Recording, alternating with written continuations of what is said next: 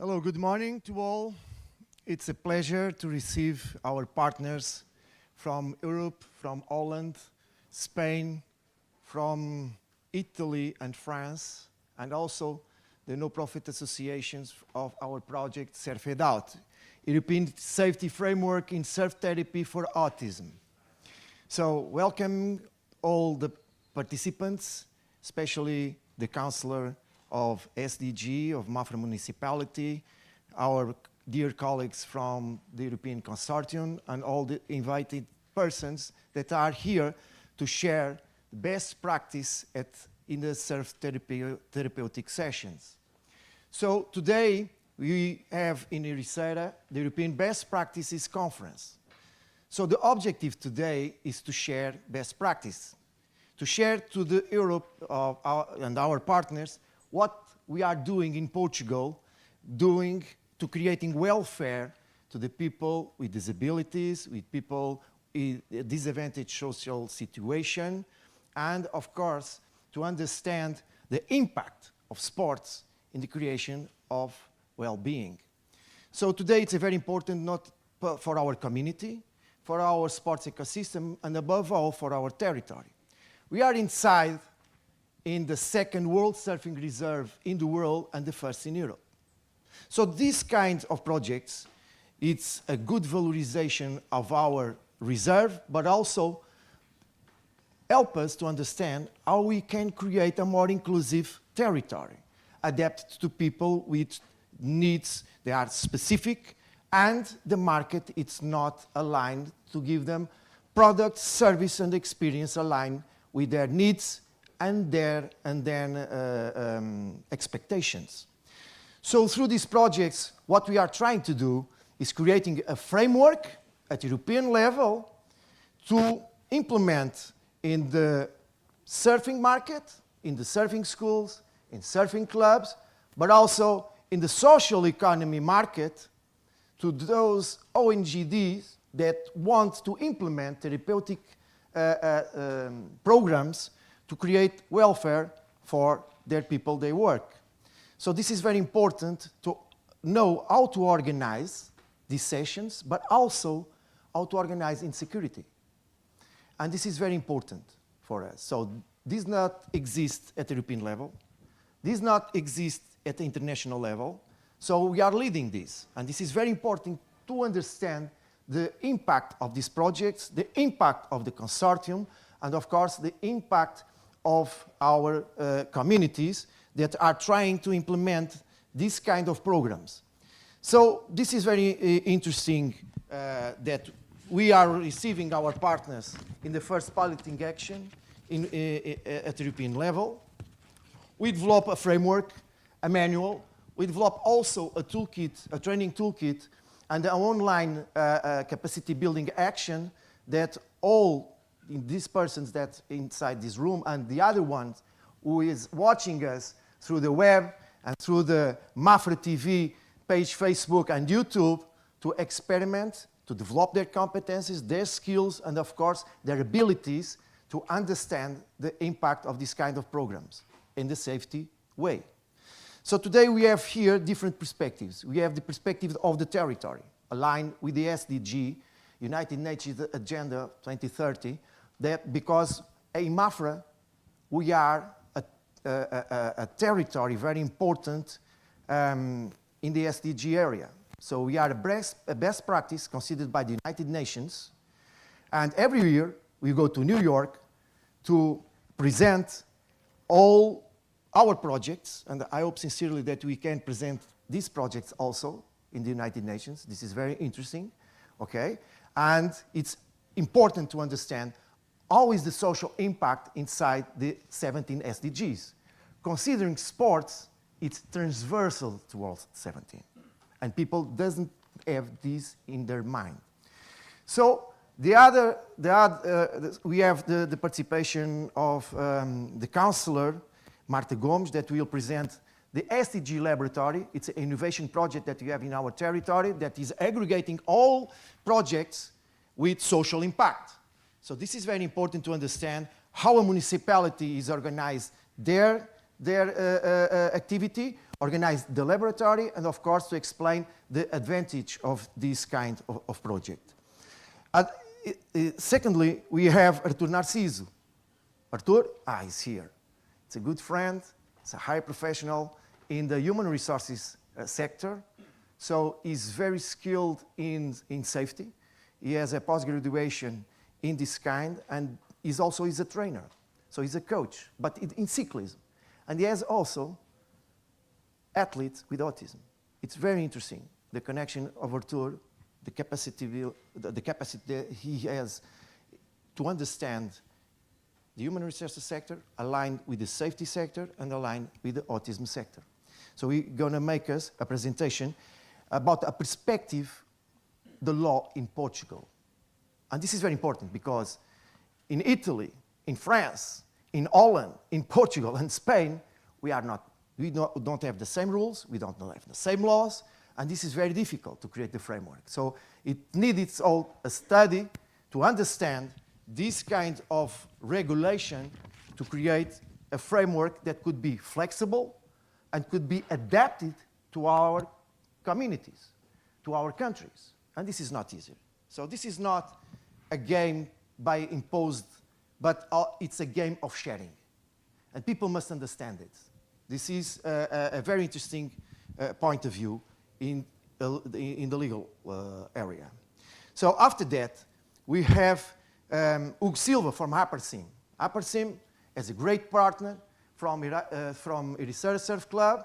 We have several programs by integrating people with multiple disabilities by using surfing as a learning tool, but also surfing as an employability tool. And of course, the most important thing for us is to create welfare and well-being for the people we work. So outside, we have 3 people with disabilities that is making the hurricane. So it came from our project Surfing for Inclusion. We will present these good practices here and people to understand the impact of sports by the transition from social inclusion to social integration. And this is not, well, we don't find too many projects like this in Europe. So Hugo will present other project that they have. It's Sai para a Rua, and he will present us the benefits of its program. After that, we have Marcelo Guimarães from Pressler Ridge Association. This project, it's the best project that we have in this area of autism. They have skills, they have competencies, but also they have experience. So it's very interesting to understand their therapeutic program, their goals, but also their objectives to the future. Then I have Miguel Toscano, me, to present the Surf for Inclusion project to the audience. Then we go for a coffee break. A coffee break where we can relax, we can enjoy the view. We are seeing the ocean, we are seeing Praia do Sul, the Vila Galea Hotel, and it's very important to connecting, to create relations and bonds. At the same time, at the coffee break, the consortium from this project goes to a training session inside this hotel to implement the protocol of safety that we'll implement later in afternoon in Ericeira Municipal Pool by working with our little friends, surfers, okay, with autism problems. Then we'll have a roundtable. And this is very important to understand the impact of sports on the people with disabilities. So we have João Soldado, is European and world champion, João Soldado, is European champion and world champion in tennis table. So he will explain our story. And he will explain also the impact of sports in the development of personal, social, and professional skills. This is very important to understand, the impact in this kind of people with these special needs. And we also have Nuno Maltês from the national parasurfing team. He's an athlete in a wheelchair, and also he will came here to share with us its perspective. So it's the perspective from the athlete to the citizen.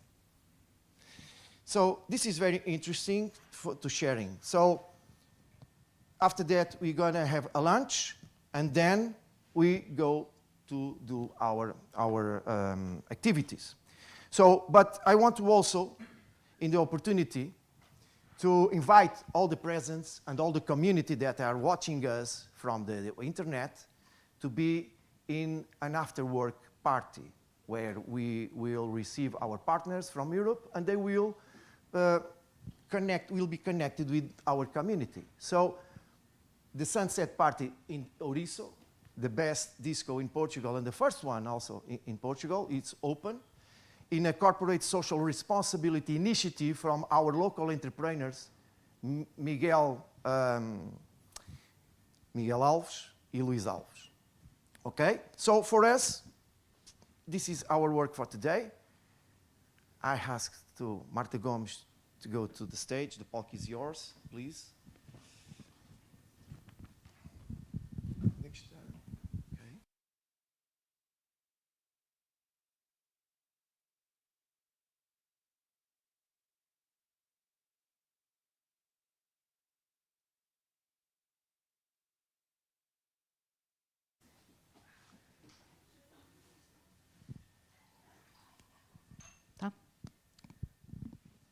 Okay, good morning to everyone. I'm going to present something regarding the, a presentation regarding the SDG localization and implementation in Mafra municipality.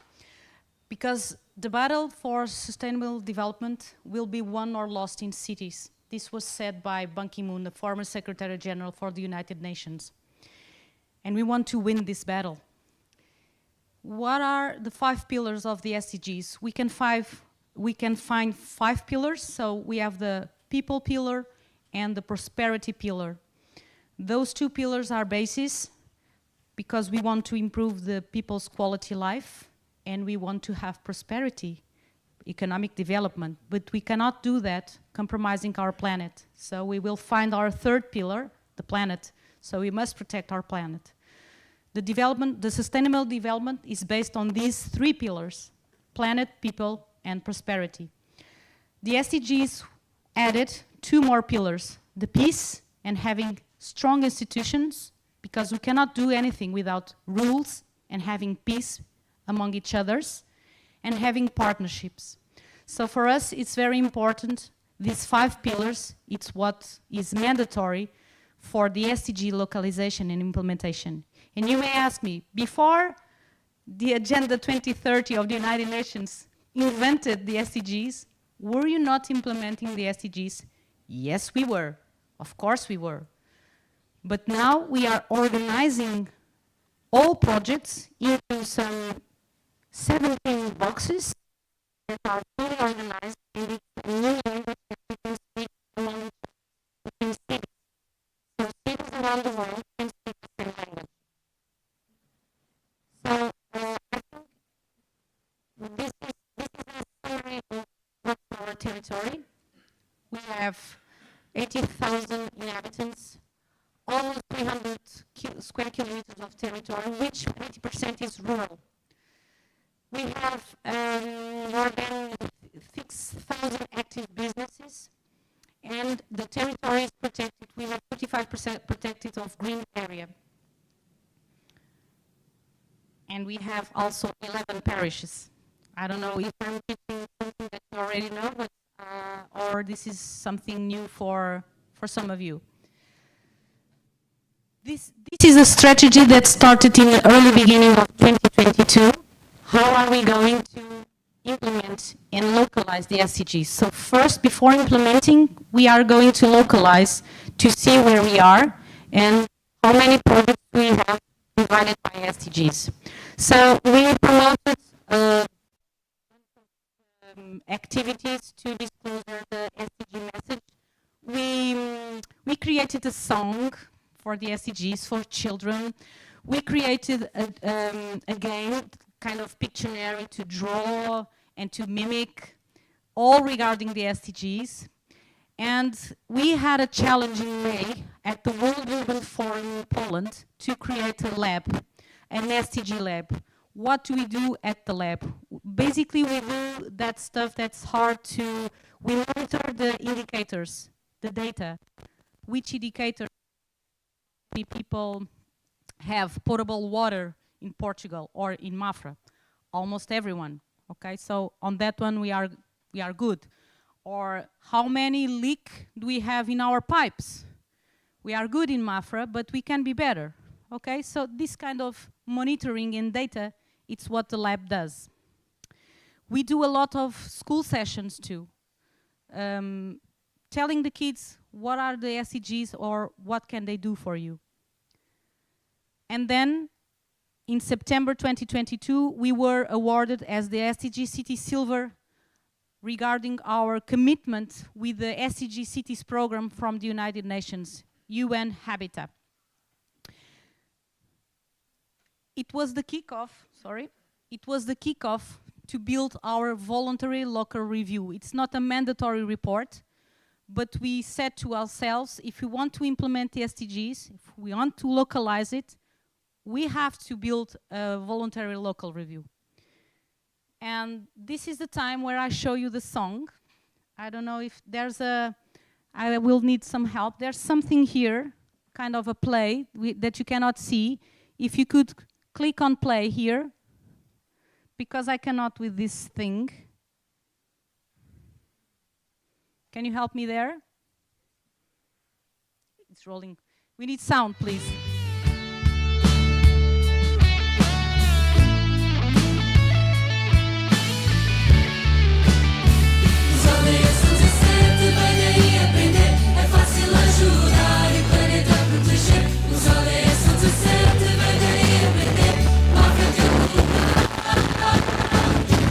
Vamos vencer. Os aldeias são 17, vai daí aprender. É fácil ajudar e o planeta proteger. Os aldeias são 17, vai daí aprender. Mafra é teu lugar. Contigo vamos vencer.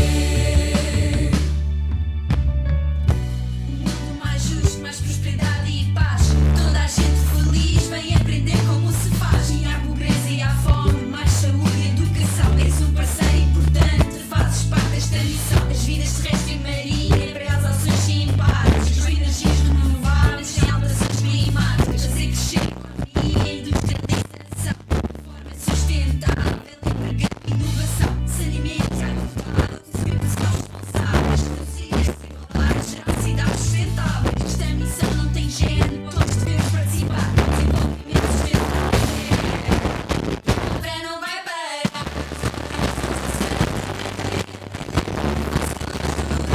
Planeta proteger, os aldeias são 17, vai daí aprender. Mafra é teu lugar, contigo vamos vencer.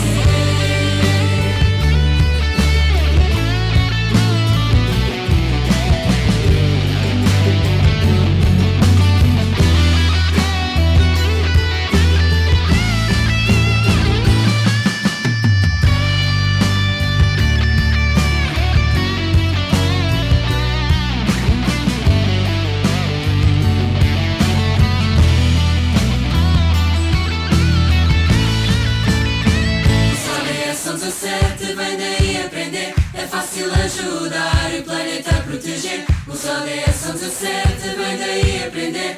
Mafra é teu lugar. Os aldeias são 17, vem daí aprender. É fácil ajudar e o planeta proteger.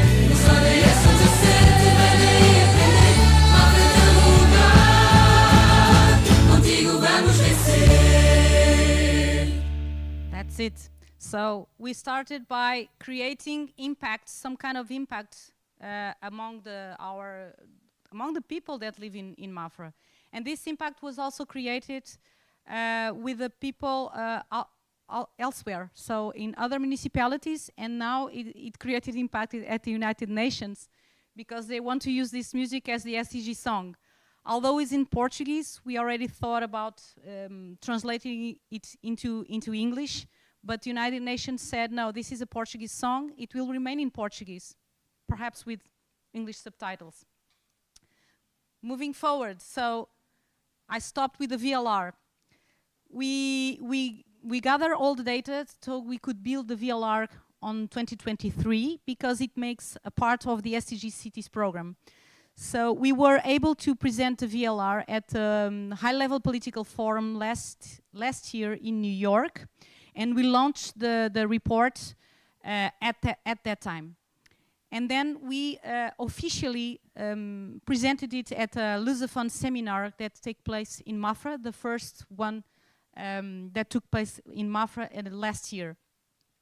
This means what did we do with the VLR? What is the VLR? We were one of the first cities to do it in Portugal. It's voluntary, it's not mandatory.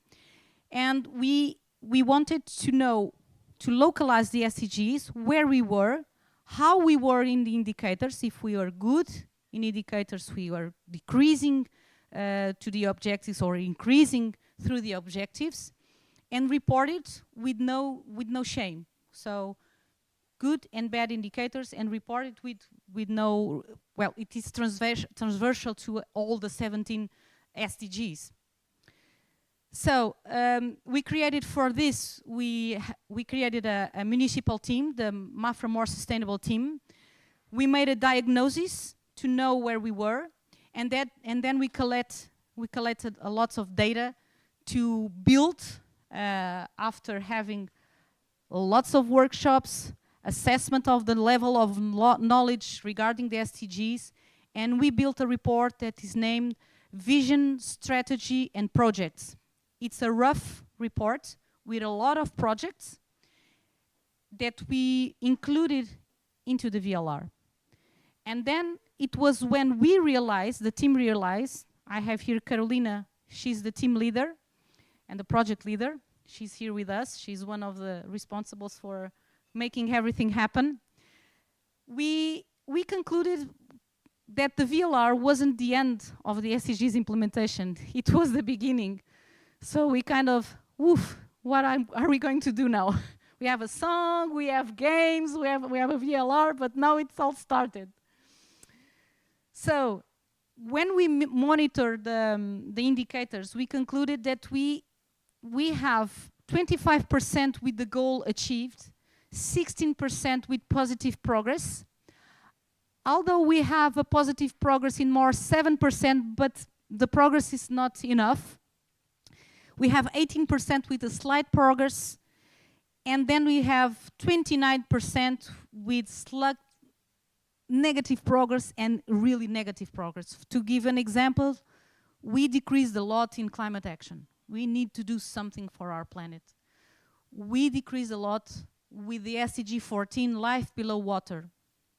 But although we increased a lot in quality education and gender equality, this project that Miguel just showed you contributes a lot to SDG 5 and SDG 10, reducing inequalities and gender equality.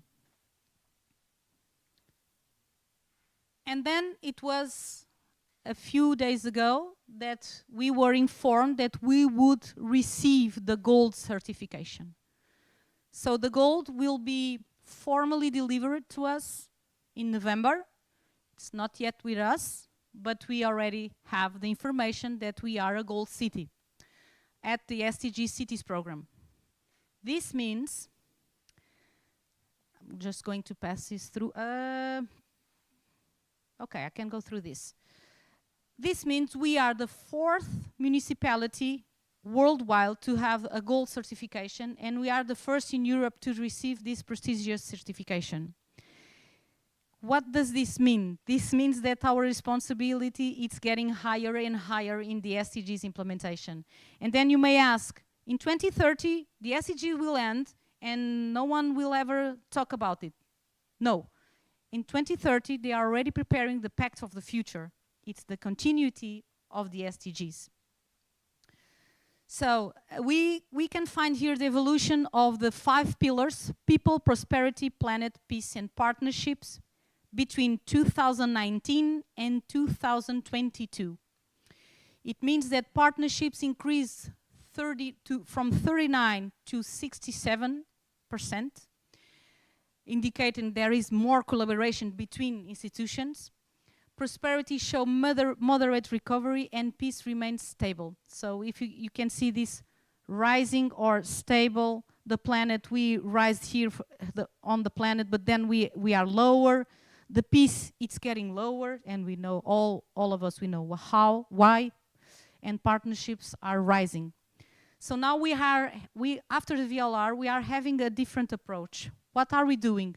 We have the traditional monitoring that we use the academia. We work with SurFedAUT, with the Municipal Sustainability Index. This is traditional. It's data from the statistics, and then we just monitor the indicators. And we decided to do an innovative monitoring. So we created a municipal project portfolio pipeline that is an innovative approach for monitoring the SDGs.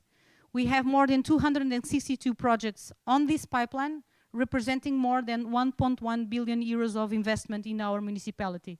And if you ask me, is that all for the city council to invest? No. This has public and private partnerships investments, private sector. All of the projects are included in such approach. This means that a private company or a private sector, if you want to come to invest in our territory, those projects will be included in this pipeline, to be considered as a municipal project, but with private investors. And then we arrive at the third phase to implement the SDGs. So we breathed the SDGs first, we got the silver. Then we planned with the VLR, we got the gold. So at the gold stage, we knew where we came from and we knew where we were, and then we have to thought where we want to be. And we are now at the third phase, to the platinum, where we are building with the SDG Lab.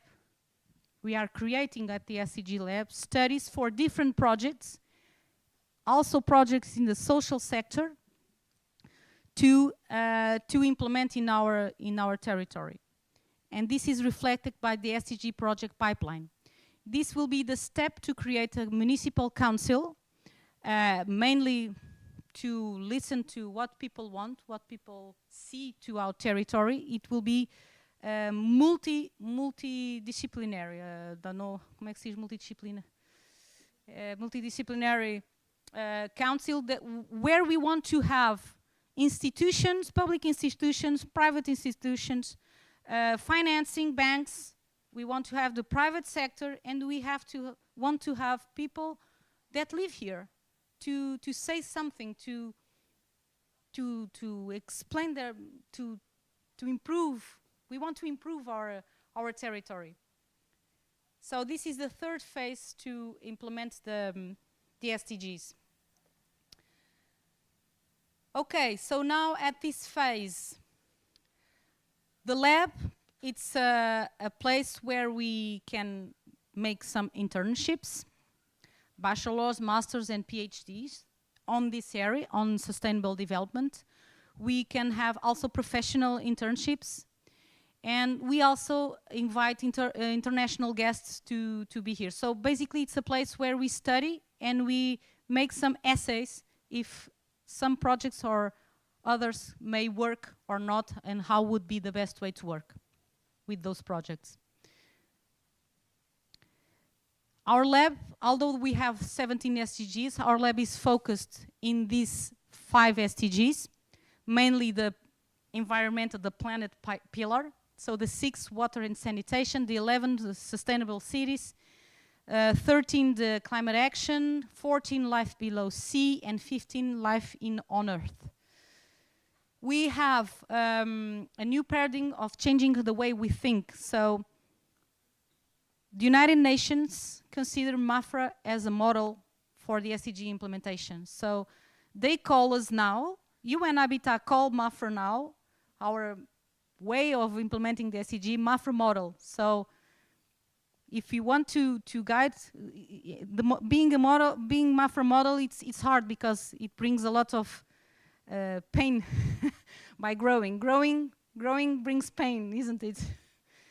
And we created the Lusophone initiative for Lusophone communities. So from Brazil, from Mozambique, Angola, from Cabo Verde, from São Tomé, we all speak the same language, Timor-Leste. This July in New York, we had the first meeting spoken in Portuguese at the United Nations, ever. It is not an official language at the United Nations, Portuguese. And we will have the second meeting of the Lusophone community in a few weeks at Cairo at the World Urban Forum, where we will be present to give our testimonial on the SCG localization. So this is the Lusophone initiative. This is a photo that was taken in New York with all the representatives of all countries of the Lusophone community. So we have representatives of all the countries that speak Portuguese. Timor-Leste, Mozambique, Angola, Cabo Verde, São Tomé, Brazil, Portugal, of course. So now we can share, we have a common vision, and we have the commitment that the SDGs are a path to follow. It's kind of an organized way to follow and to give the best to our communities. And this is just an example of a project that we are now implementing. It's a strategic plan for the rehabilitation of water courses. So the water courses are kindly in a bad shape. We see a lot of plant invasion, invasive plants, thank you, invasive plants. And we need not only to remove it, it's a reactive action to remove those invasive plants, but we have to annihilate those plants and make reborn the native plants. And these strategic plans tell us how to do it. We just have to comply with it. We built 2 laboratories. These are big, 12 meters of extension, close to a water course, where we can see the different techniques to erase definitely the invasive plants and to create new stability and have native plants on the close to the water courses. This will improve a lot. This will contribute to the climate action, will contribute to the life below sea, because all the water courses will go to the sea. All the water that we have in our water courses will end at the sea. So if the water quality is good in our water courses, we will have better water, better quality in the sea, and it's better for the life in sea. So these are the next steps. So we are going to keep monitoring and updating projects, the pipeline. We want to have the involvement of all Mafra community. We want to have transformative assets and projects. The Miguel's project, this project we are here dealing with, it's an innovative one, very close to the SDG 5 and 10, okay? The main message of the SDGs that I would like to transmit to you is the SDGs and the United Nations say, leave no one behind, leave no place behind. This is the perfect scenario of leaving no one behind. So thank you for listening to me. I'm available for any question if you need. And that's it.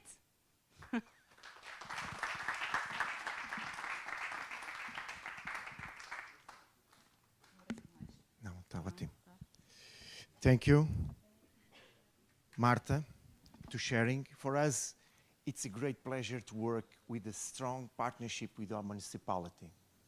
We have not only the lucky to have those waves in just so short territory, 11 kilometers, 22 different types of waves, several of them are world certified, but also to work in a strong partnership with the municipality where sports, it belongs one of the most important policies. And this is very interesting because the money it's not on sports. The money it's on the impacts that creates through sports. And by the project that we have in the management of a World Surfing Reserve, we, with the municipality, with a Associação dos Amigos da Baía dos Coxos, and SOS Save the Surf. We are the four guardians of 4 kilometers of a territory where we have the 7 waves world certified, surrounded by beautiful biodiversity. And this is not only a responsibility for the municipality. It's the responsible for the surfers that are here inside this room. And not only for the locals. It's everyone who visits us. So this is very important to understand that. So we would like that people came here to enjoy the waves, to see the territory, to integrate in our community, but also have the respect for the conservation, the preservation, and the restoration from our ocean, but also our biodiversity. And that's why we are so sexy, so cool, and we are, of course, a best practice all over the world. In our network, we belong to the Surf Cities network, but also to the World Surfing Reserves network. Congregate to these 2 networks, we are talking about of operators belonging to 23 cities, 14 countries of 4 continents. And we are leading in these networks this perspective how to develop a territory centered on sports. Of course, for us, it's surfing. But the other partners, there are other modalities, but it's very interesting. So thank you very much for coming here and stay with us. It's an honor for us. Okay?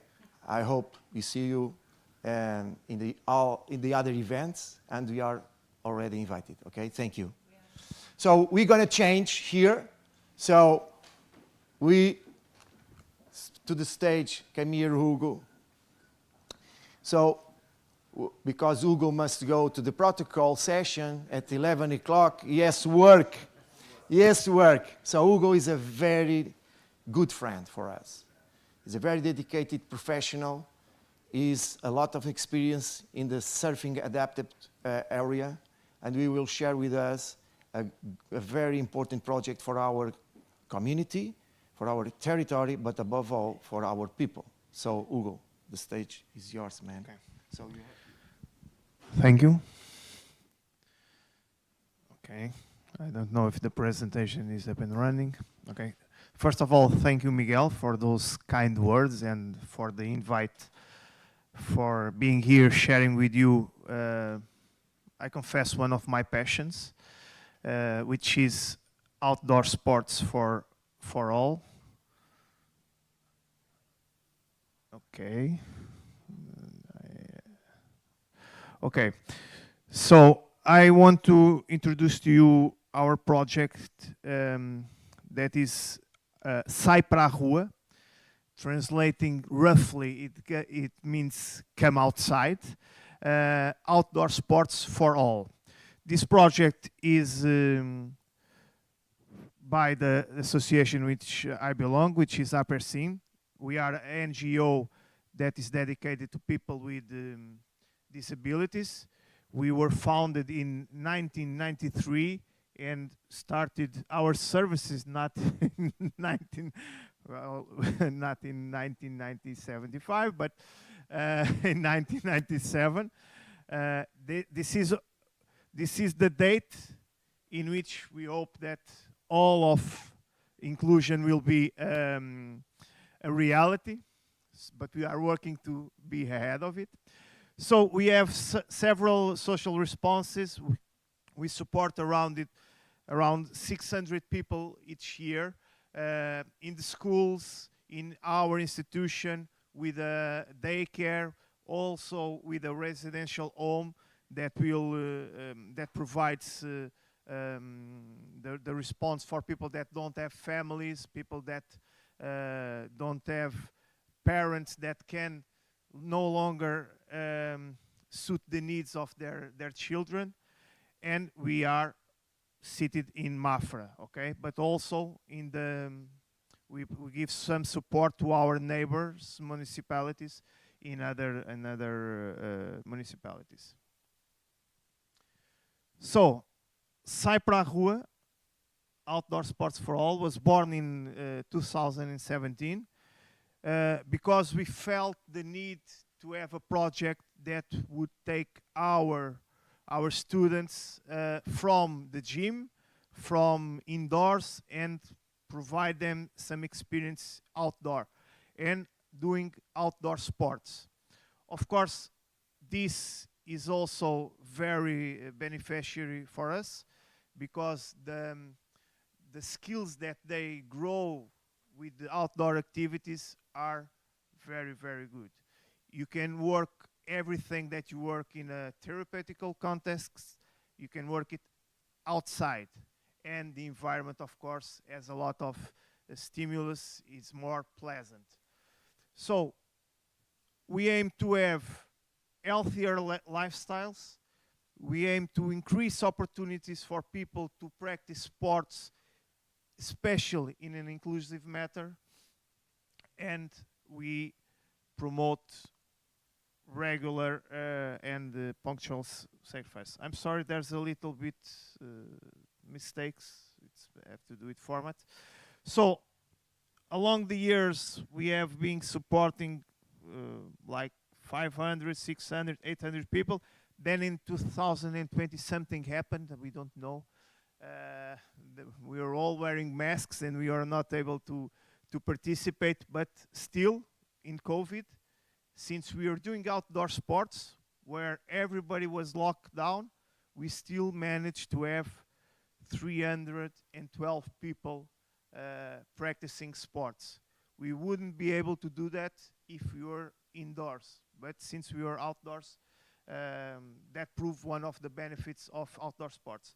And in our reality, even in 2021, where the institutions like ours had still very severe measurements for preventing COVID, we still were able to do it. Then, in terms of numbers, you can ask, oh, what happened here? You have a small decrease. I'm going to explain it later, but it was because we changed the paradigm of our project. Okay? I'll try, if you can put the video here, so that we can, with sound, please.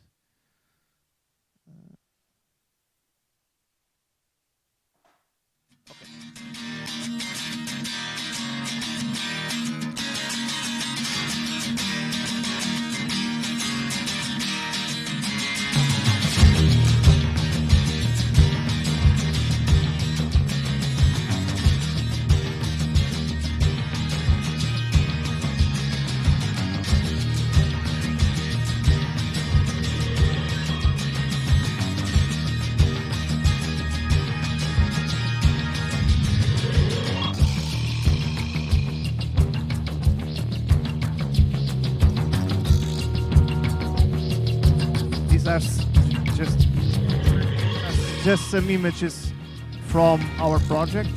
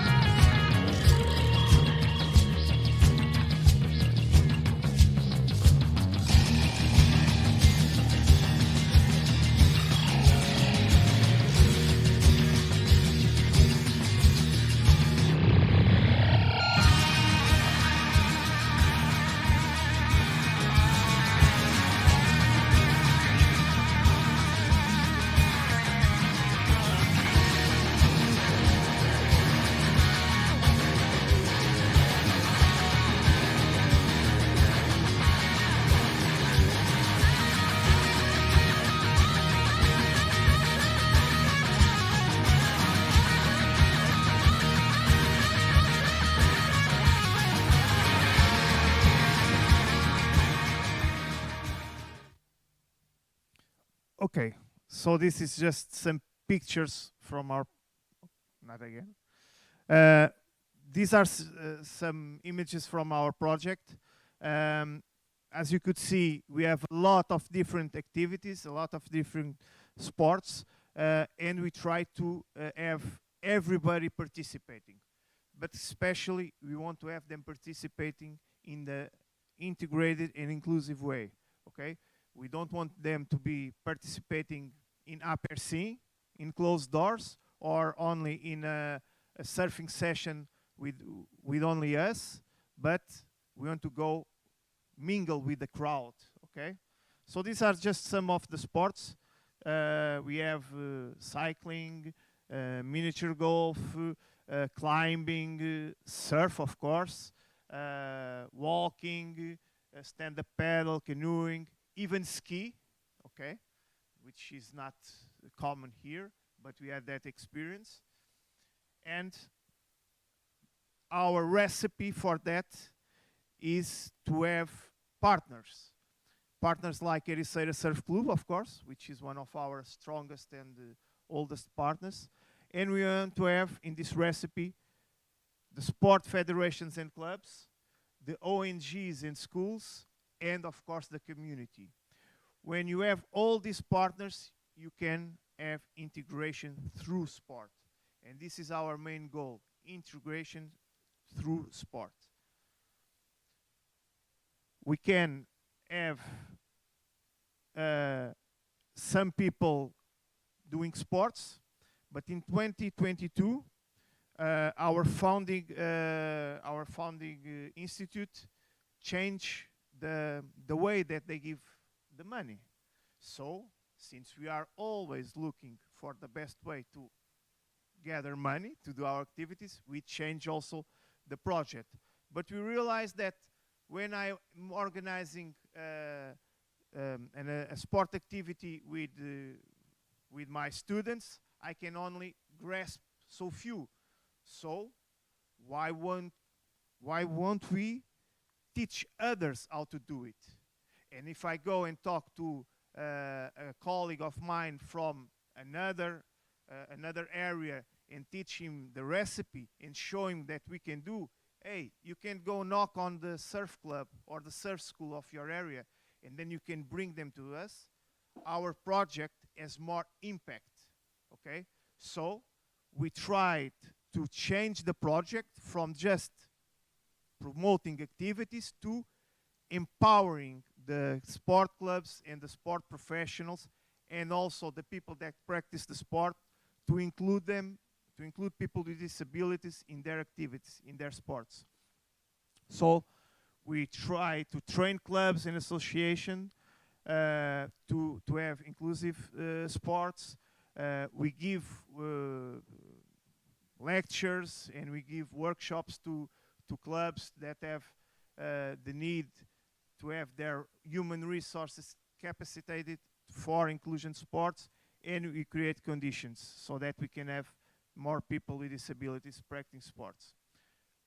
Also, we want to share our best practices throughout the country and maybe outdoors also in foreign countries. Okay. Okay, this should be. Can you do it from there? And it's not passing? Sorry. Oh, okay. Another one?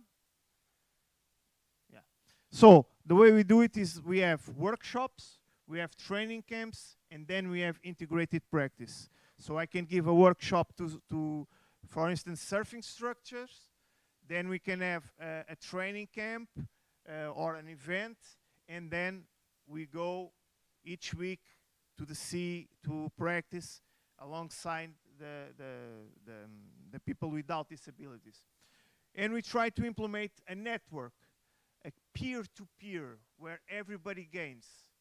If I am a climber, okay, I'm a climber, and I want to have people with disabilities climb with me, I will be also empowered, okay, because I can do for them. I can have more capabilities, and I can learn also from them how to have more skills. Okay, so everybody benefits. The sport clubs benefit, the ONGs benefit, the municipalities benefit from this inclusion. Okay, so just share this. So these are some images just from our activities, and trying to explain you. We try to gather, for instance, it's not translated, but it's canoeing, okay, as you can probably see. We try to have partners. We don't have canoeing sport clubs here in Ericeira, but we try to find them, for instance, in Lisbon or Santarém, so that we can have learning opportunities and we can have mingled participation, okay? And also, we try to, in each of these activities, we try to have different levels of participation. For instance, we can have the guys that just want to go on a kayak. You have the ones that can paddle with a person behind that, like an instructor, or you can have them paddle without any help, okay? For instance, some of my guys, they don't need any help. They go in the river and they paddle alone, okay? We have stand-up paddle, where we have practice in the pool, we have practice in the river, we have practice in the sea, and also we have a partnership with an association that provides instructions for stand-up paddle instructors, where we can lecture about some of the needs of people with disabilities, some strategies. We are also, whenever there's an event, we go there with the adapted stand-up paddle, and here we practice in the river or sometimes in the sea, when the sea allows it. We even practice in the mountains. We did stand-up paddle in the mountains in Lausanne, where there's an institution there that they didn't know about it, so we took the boards and we go there in a river pool, and we taught them. So there's a castle behind where you can do it. And now surf, of course, which is the reason that bring this here. In terms of surf, we have a big partnership. This is probably one of the first pictures with Miguel Toscano here, shorter hair.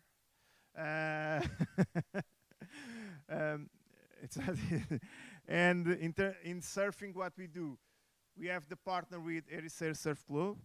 Each year, we organize an event that brings to Ericeira 100 people that never surfed, or if they surf, they don't have the opportunity to do it in a regular basis. We have weekly sessions when the sea allows it, where we do therapeutical surf, okay? And also, we try to be the point of contact between Ericeira Surf Club and schools for those students that are in the schools, for instance, with autism, and we bring them from the schools, and we let them practice surf, and also with some organizations from the inland of the country.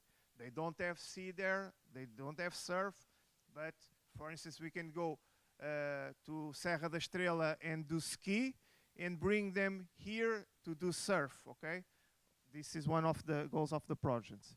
In terms of what we do in the surfing, we have some training in the pool, and then we go to the sea, of course. We also train in the beach whenever we can, okay? I'm going to show you some other sports that we do. I don't have a lot of time for it, but for instance, in walking, let me just pass the plane. we have different levels of walking, from those that are able to do some more demanding trails, to those that need to have a special chair for doing the trails. And here we want to do the walking not only in Mafra, but we want to go out. For instance, this weekend we were in Guarda, in the Guarda district, where we did Passadiços do Mondego. Okay, I don't know how to translate it, but look for it. It's good. Passadiços do Mondego.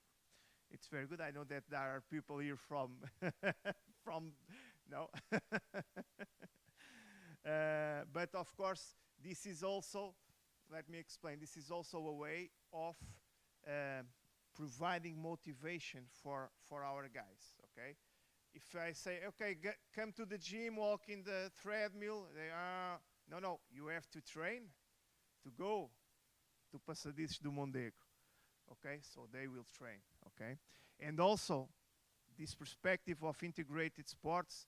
If I'm doing the walking with them, they okay, always the same faces.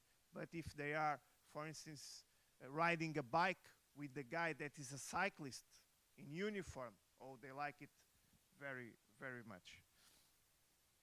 Okay, so cycling, we have different levels for cycling also, and we have a club in Mafra. We organize trips where they can go alongside a cyclist and do the sport. Okay, mountaineering, where we do climbing, we do walkings on the mountain, we do canyoning. I don't know if you know about it, canyoning, barranquismo, where they are in an environment that is very rough, but they can accomplish this. And of course, some roping slide. Okay, there was a lot more, of course, to experience. I think this is a project that you need to experience. It's hard to talk about it, but I invite you all to see a little more on our Facebook, on our social networks. And of course, if you want to be volunteers for the project, which is a main part of it, please contact us, and we're sure to welcome you in our activities. Okay? Thank you. Thank you, Hugo. Amazing work that guys do in pro of our people with disabilities. How many guys do you have with people with disabilities in your institution? 600. 600. 600. Not always in there, but we give support to 600 people. So we have 120 every day there, but we go to schools, we go to nursing homes, we go to the homes of the people that have, for instance, a baby with a disability, and we give support to all of them. And how many people they do sport? They support 600. No. Are practicing sports. Oh, from that. 50%? No, less. Because the sport practices is only in one of our social responses. But we try to involve almost all of them. So I would say 150 we can have. Regular practice. Yeah. Because other guys, for instance, if they are in schools, they are practicing sports, hopefully. They are practicing sports in the school, which is their right. One of the things that we do also when we go to schools, we try to teach and to make the PE teachers see that, hey, I can't do anything with these guys. So I show them my guys doing canyoning, where they are rappelling down a waterfall, and I say, you cannot in the classroom or in the gym, you cannot do sports with him. Hey, look at this guy. He almost doesn't see. He has problems in his legs. He's doing that. So we try to show. And also, we try to have them also, in the workshops, be the ones that talk, okay? So not today because it's in English, but if it was in Portuguese, I wouldn't be the one only talking, okay? I would have like Pedro Rebelo or André or Dali is not so much because Dali is more quiet, but I'll sit. But she's a good surfer. Yeah, she's okay. She's okay. She likes best to do the sea urchins. Yeah, the sea urchin. She's amazing. Okay, so this is very interesting for us. So, and one of the most important things that you do, we work with a lot of universities and schools who came from all over the country and Europe and from United States to visit us, is putting its students, its educators and researchers by doing adaptive surfing sessions with you. Yeah. How do you see this? I think that's fundamental, that they experience, because if we train the ones that are going to work, we have a broader spectrum of people. So we are changing lives, but also changing minds.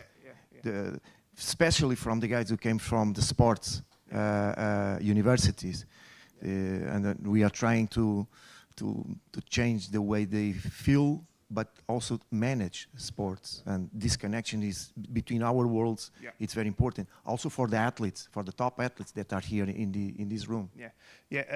For instance, in surfing is the event that we do each year in Ericeira.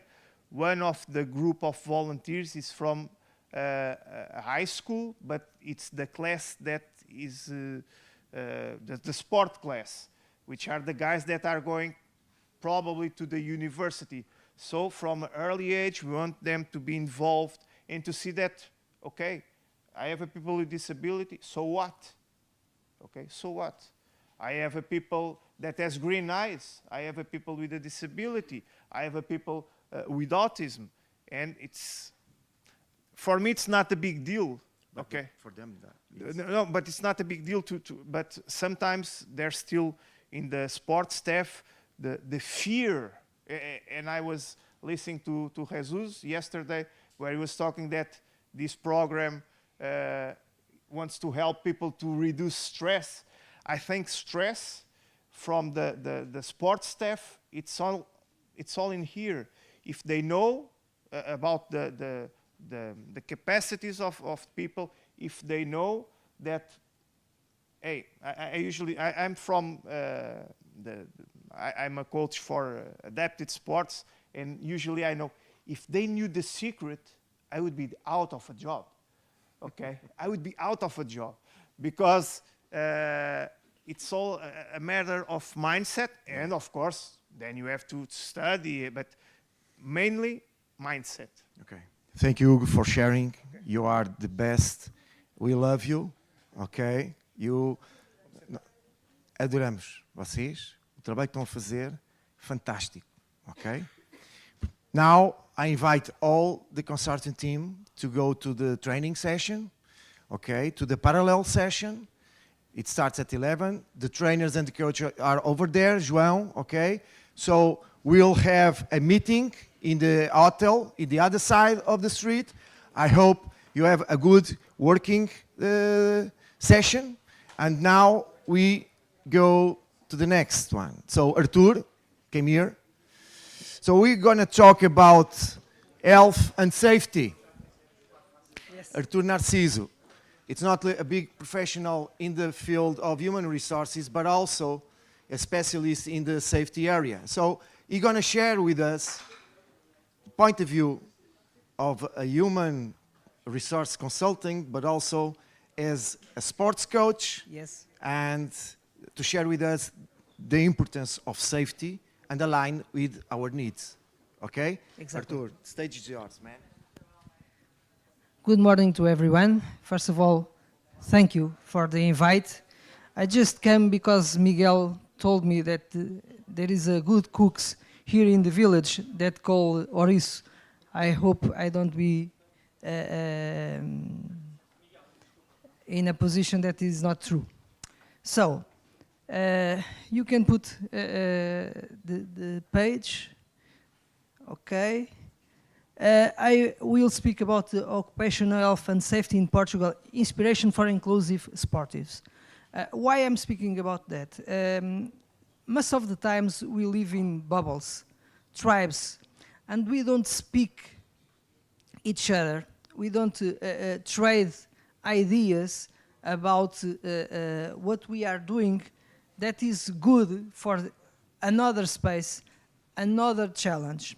So there is similarities in the workplace and in sports place. That's because I'm here. Why? Just like in the workplace, there are risks in sports. Everyone knows about that. Both outdoor works and sports are subject to great volatility in risks. We don't know most of the times what will happen in the next hours, sometimes in next minutes. Training sports often involves athletics working alone. That is a very, very important point, particularly in individual and outdoor sports. Most of the times, cycling athletes, people from the surf and bodyboard, they are training alone. And this is a kind of risk that we must be avoid. Like in the work, most of the time in the human resource we have a challenge that the old people that are working says many times, I don't need net because I work a long time ago and nothing happened. So what will happen then? It's a wrong thought. Why? Because the perception of risk that we have along the time, how many time we work, how many time we practice some sports, we feel that there is no risks.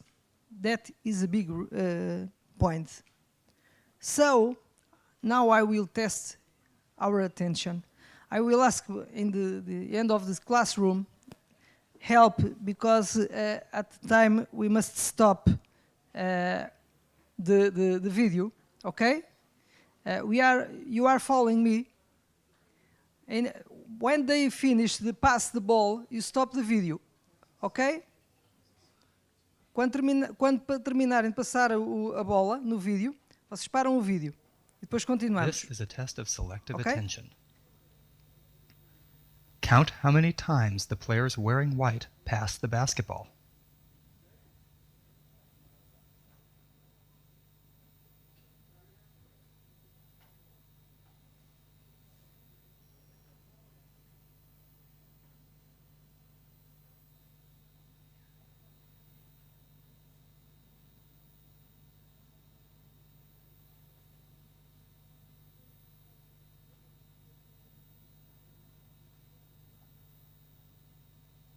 How many passes did you count? Stop the video, please. So, how many passes did you count? Who wants to give more or less? This is a test of Can you go to the video to the point that we stop? This is a test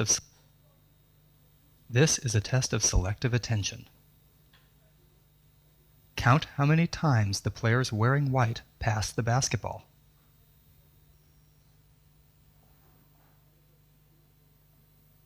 Count again.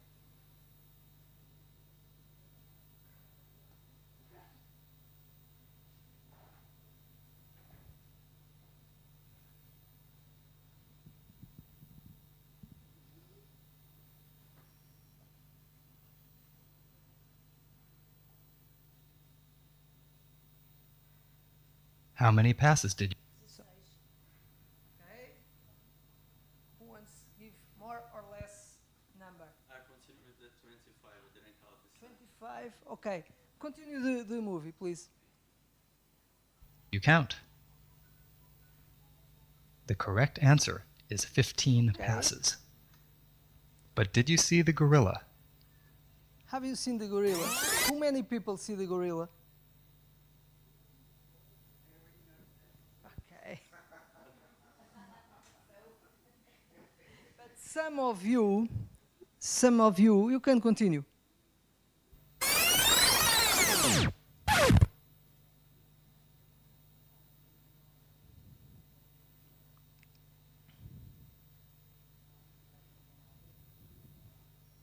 This video is from research by Daniel Simons and Christopher Chabris and is copyrighted. It is available for use in talks, training, and teaching on DVDs from VisCog Productions. Learn more at theinvisiblegorilla.com. Okay, you continue. So I put this video here. That's a view that's will happen in our life. We always focus in something. We are focused in our work. We are focused in our sport. Then we don't see what's really happened around us. Sometimes the hazards and the risks are the gorilla that appear in our lives, in our sport or work, and we didn't see he coming. Okay? So I bring here a tool of the occupational health, the hierarchy of hazard controls. The hierarchy of hazard controls is a system used in the industry to prioritize possible interventions to minimize or eliminate exposure to hazards. Okay? It is a widely accepted system promoted by numerous safety organizations. This concept is taught to managers in industry to be promoted as standard practice in workplace. So this is a hierarchy that I will show you that helps you to work with the risk and hazards that exist in our work and in our sports. It is equal. This is the hierarchy. First of all, we must try to eliminate the risk or the hazard. We must eliminate. But most of the times, there is no possible. So we try the substitution. But most of the times, there is no possible. For example, I will do mountain bike. We have a hazard that is possible to happen. An animal appear in front of me from nothing, from nowhere. I cannot eliminate the animal. I cannot substitute the animal. So I will try engineering controls. It's not possible to do nothing about that. I will not put the animal closed in somewhere for me and another people do a mountain bike. So administrative controls, I don't think that is possible. We put advertisement. Please, rabbit, don't appear here. I want to make mountain bike. There is no possible. So we have to use personal protective equipment. And this is the thought that we must to coach the athletes and other people to think like this. This is very important. Most of the times we use the personal protective equipment because it's mandatory, not because we understand the importance of that. Today, there is a huge number of athletic members, for example, cycling athletes, that use helmet only because it's mandatory, not because they understood this. So it's important to us to understand since this story, since the beginning, because some of you don't see the gorilla, is natural. Why? Because all of you are focused in just one thing, number of passes. So, if we understand our focus, we must prepare, we must coach the athletes to understand what they must do to fight the dangerous and eliminate the risks and hazards there is in all sports.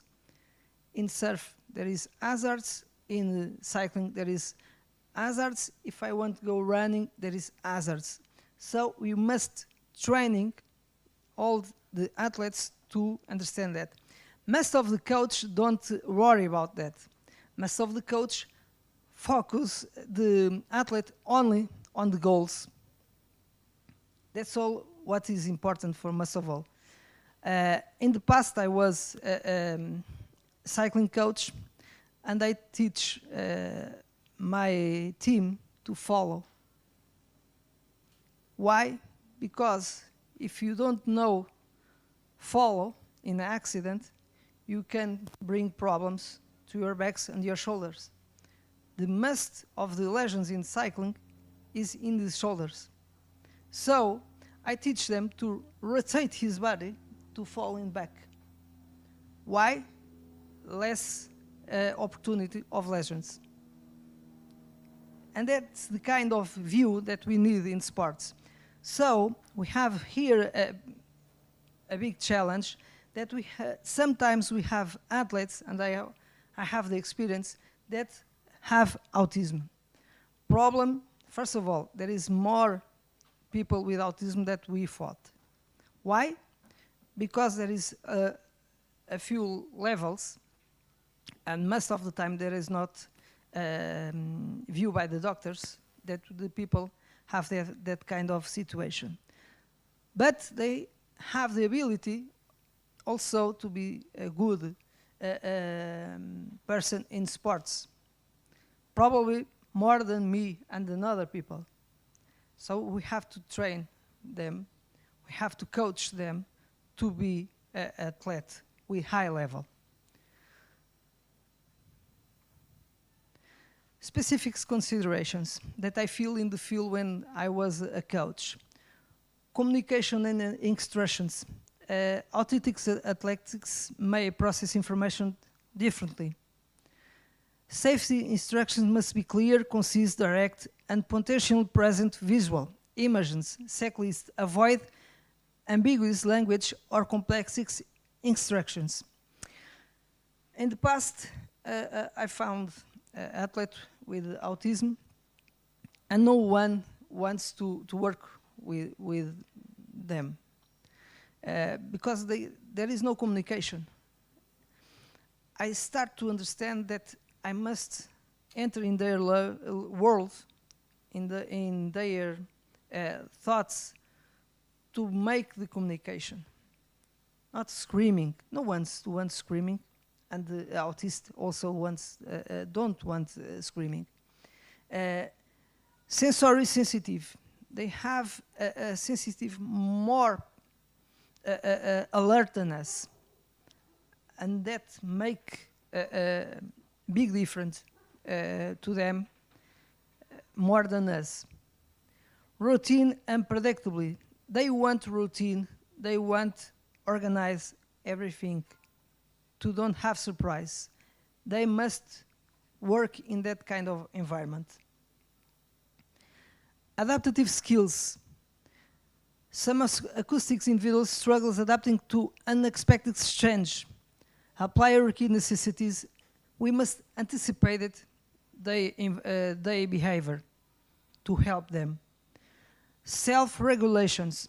As I already told you, we must coach them to understand what's happening around them, to help them to get his goals. Support and supervision. I already talked about the training alone. Sometimes we must create support for they make their coach, they train, but with rules for their safety. So, go back to the hierarchy. We must eliminate substitution, injury controls, completely removing the environment's hazards for they also. Substitution, replace risks, activities or equipments with safety alternatives. We must understand the level of the autism to make the rules. Engineer controls. administrative controls. Why now we create rules for the coach they pay attention for the behaviors and act by ethic and good mandatory rules for approach with people that have autism. And also to everyone, personal protective equipment they must use most of the times. Conclusion, we have to use a holistic approach to safety. We must understand and learn what's happening in the other place, in the other bubbles and the other tribes by the rules. And the work placement is a good inspiration to bring to sports new perspectives of apply mandatory regulation to bring more athletes that have autism to sports. It's me. I already also practice cycling a few years ago, as you know. But I'm able to help you if you want. Thank you for everyone, and sorry by my English is not very good.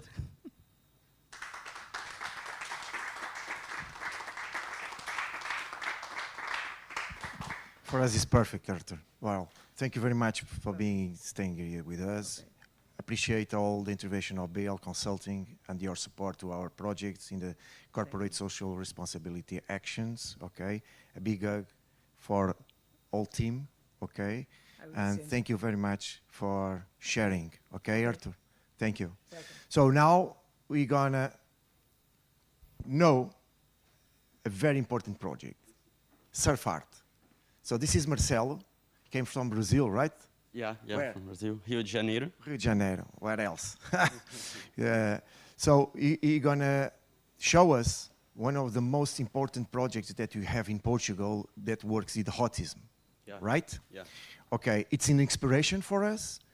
You work several years, so we are very excited to know the project, to understand the objectives and the impacts. Okay, Marcel, so the stage is yours, okay? Thank you very much. Thank you, Miguel. Thank you. And thank you for the invitation to be here. So, as Miguel said, I'm Marcelo Guimarães. I'm a clinical psychology, and I work with the surf therapy. I started to develop the surf therapy in Brazil, in Rio de Janeiro, in around 2014. In a very naive perspective, I just wanted to decrease the anxiety, offer them a different opportunity, offer inclusion through the sports. But I could realize that the environment that I was working is very, very rich for them. It's multifactorial, I think is the word, environment which have different variables that works like almost exposure therapy, and very good when you have a certain person to do this intervention with the exposure therapy. So, for us to begin, I will guide you just for a brief, a very, very quick view on our institution, and then I go to the surf therapy, the context, all the goals that we have, specific goals, okay, our practice and structure of that practice. And then I will be going to an impact analysis that we did. It was a pilot with a few groups. Nowadays, we are doing a very large research with a larger group too, with more knowledge now. And I hope you all could enjoy. So as Miguel said, I'm from Presley Ridge. Presley Ridge is an American association, non-profit association, which started in 1832 and came here to Portugal at 1988. But 10 years after that date, the Presley Ridge here started to act independently. So nowadays they split, they doesn't have connection anymore, and Presley Ridge here works as an independent association, non-profit organization. So the vision, it's all children drive. So if we can have the right opportunity, and if we work in an equitative perspective, we can give them the right opportunity to thrive. And Presley Ridge have different programs which try to work in an innovating perspective too, to help those kids. Mainly the work, of course, with kids in a vulnerability and risk of social exclusion. And from 2020, I think it's the time that I started to work with them. We started to work with neurodevelopment disorders too. And one of those programs is SurFedAUT, which art means in English there, active and transforms. Okay, they started here in Portugal in 2013 as a pioneer activity, as a self-therapeutic activity. And that time, they started to work only with kids in a vulnerability, okay, or social risk. And then, as I said before, I started to work with them in 2020. And we started to have that kind of population too.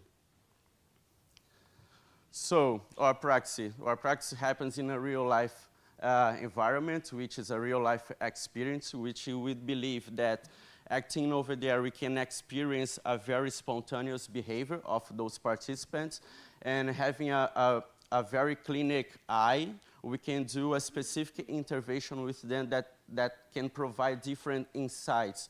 And it's an insight that they can transport for their daily life more easy, because they will be learning in a real life experience. We are a multidisciplinary team. Okay? We work with the psychology, with the psychomotricists, occupational therapists too, different, for example, communitary psychology too, because we work with the parents. Also, we think that we need to have those parents with us to do a very, very specific work with them and to give the right support, because their parents need some orientation. Most of them, they don't know what they are having or what they are living with their children. Yeah, that's it. Our methodology, it's based on very different academic aspects and the neuroscience too. Okay, our goals is to work in a deficitary triad, I think that's the word, of autism, which is the social aspects, cognitive and behavioral aspects, language too. With those three aspects, it's mandatory for you to develop a very good diagnosis, if it's in the spectrum or no.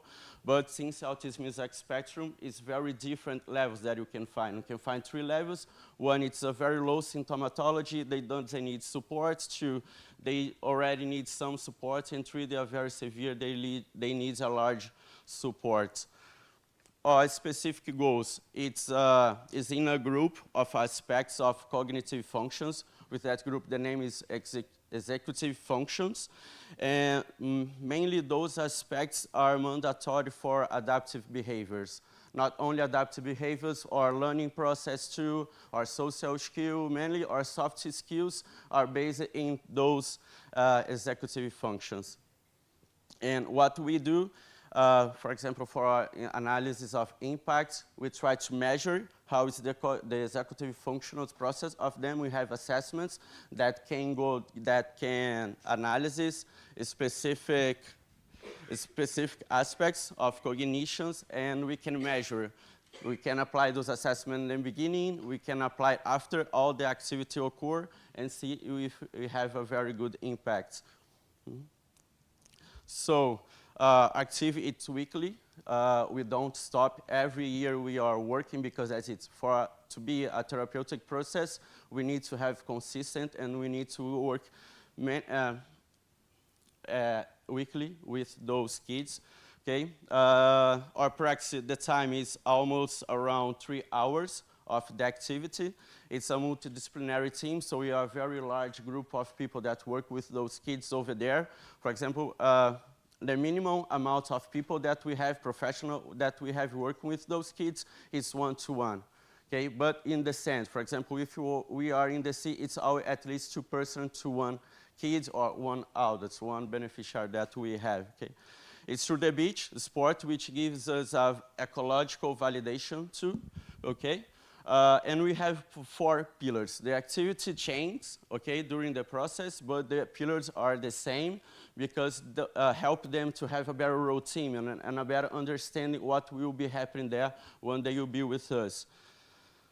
So here I think it's more illustrative for you all to understand. First, to have them, to receive them, we do a circle. With the circle, we work with pictograms to improve the communication, to help them to anticipate what they will be living with us during the sand, during the water, or even when we end the activity, okay? After this, okay, but in the circle, it goes since the beginning until them to dress the wetsuit too. Because to dress the wetsuit, we will be working with their autonomy, with some difficulties they have, which is very normal. So the circle process, it's all that process. They arrive, they do the circle, they get dressed, and then we go to the sand. The sand, we try to work with like training, mobility, proprioception, to work with a sensorial integration over there too. We try to do some team building games for them to interact better with each other. And then after this, we go to the sea. The sea is where we experience more of their emotional behavior. There, they start to appear the fear or the adrenaline. They want to be there with us, but at the same time, they are very scared. They don't know what's happening with them. Most of our group are very severe, so they can't talk with us. They are non-verbal, so they start to get in a loop, in a very disruptive behavior. So here is that place that we find more challenging to us, but it's the most beneficial part of our activity too, because that's it. We are working a very spontaneous behavior over there, and with the right or the better reach of that kid or that adult, they can start to have better insights. They can start to build a better understanding what happened with them, the emotions they are living, and start to create different strategies to deal with that activity in a more independent and atomic way. Okay. After this, we do a reflection circle. Again, we work with the pictograms over there. We put for them different emotional cards too, for them to start understand what they're feeling during the activity. The pictograms that we have all the stages of the activity, so they can, okay, to dress the wetsuits was very hard for me. They see. And that's it. When we go to surf, is the moment they can find different emotions, and that's it. They can start to understand better what is going on, because they can choose the fear, they can choose the happiness too, or most of them choose only the happy. Okay, but in the beginning, how you were feeling. And it's hard for them to understand that with the same activity, we can feel different emotions, a mix of emotion. I'm going to the sea, I want to surf huge waves, I'll be scared, okay? But in the same time, I'll be very happy over there with a lot of adrenaline. Woohoo, I want to do this. But for us, it's okay, we can regulate ourselves. For them, no, they don't have that strategy. So in this reflection circle, they can start to understand and have a better development of those interns process. Okay? And here, very quickly too, I'll be showing you the sample that we had for the first pilots. We started with 31 participants. They are all in the spectrum with different levels, but in majority they were very severe, okay? And having the inclusion and exclusion criteria, we just ended with 21 participants, which was 5 adults, 11 children, 16 children and 5 adults. Being so 5 children that we had, they were less severe. So for us to apply the assessments of them, we separated them as a higher symptomatology, less or fewer symptomatology, for us to have the better approach or the better assessment to understand how is the executive functions of them. Okay? And we have some assessments which was transversal of all the sample too. So that's it. Here is the assessments that we did for the higher symptomatology, lower symptomatology, and the entire sample. We applied some behavioral scales too, but in the end of the program, we couldn't receive back these behavioral scales of the family, so we took this out, which is not happening in this academic process that we are doing now, okay? So here's the highest symptomatology. For example, those executive functions, we have some assessments that can analyze 1 or 2 executive functions. Here, the Albert line cross syntax is for attention aspects, if they improve our attention capacity or no. And we can see that was very significant. That doc here shows this statistical significance of the group, that they improve. The other one is a maze for us to understand the capacity that they have to plan activity, to reach some goals. Okay, if I want to get that glass, I need to plan how my body will be going there. If I get that, I need to anticipate some movements too, so it's the planning capability. And also they improve. Here's the lowest symptomatology, so test D2 is for attention. It's a different test, it's a more complex test, but was very doable for the lowest symptomatology, which was significant too. Here is another maze, it's a complex maze than the before to them, and the London Tower is a planning test. The London Tower, they improved, but we didn't find a significance, statistical significance in that planning assessment. Here is the entire sample. For example, that Raven matrices is for us to understand the flexibility of them, because normally they are very, very rigid. And for us to work with them, it's very hard when something goes wrong or goes out of their routine. They start to have some crisis. And with that test, we can measure the flexibility of their cognition. And it was a very good result. This T-span is for the memory, and the cursor block tapping task is for the memory too, but it's different tests for memories. Okay.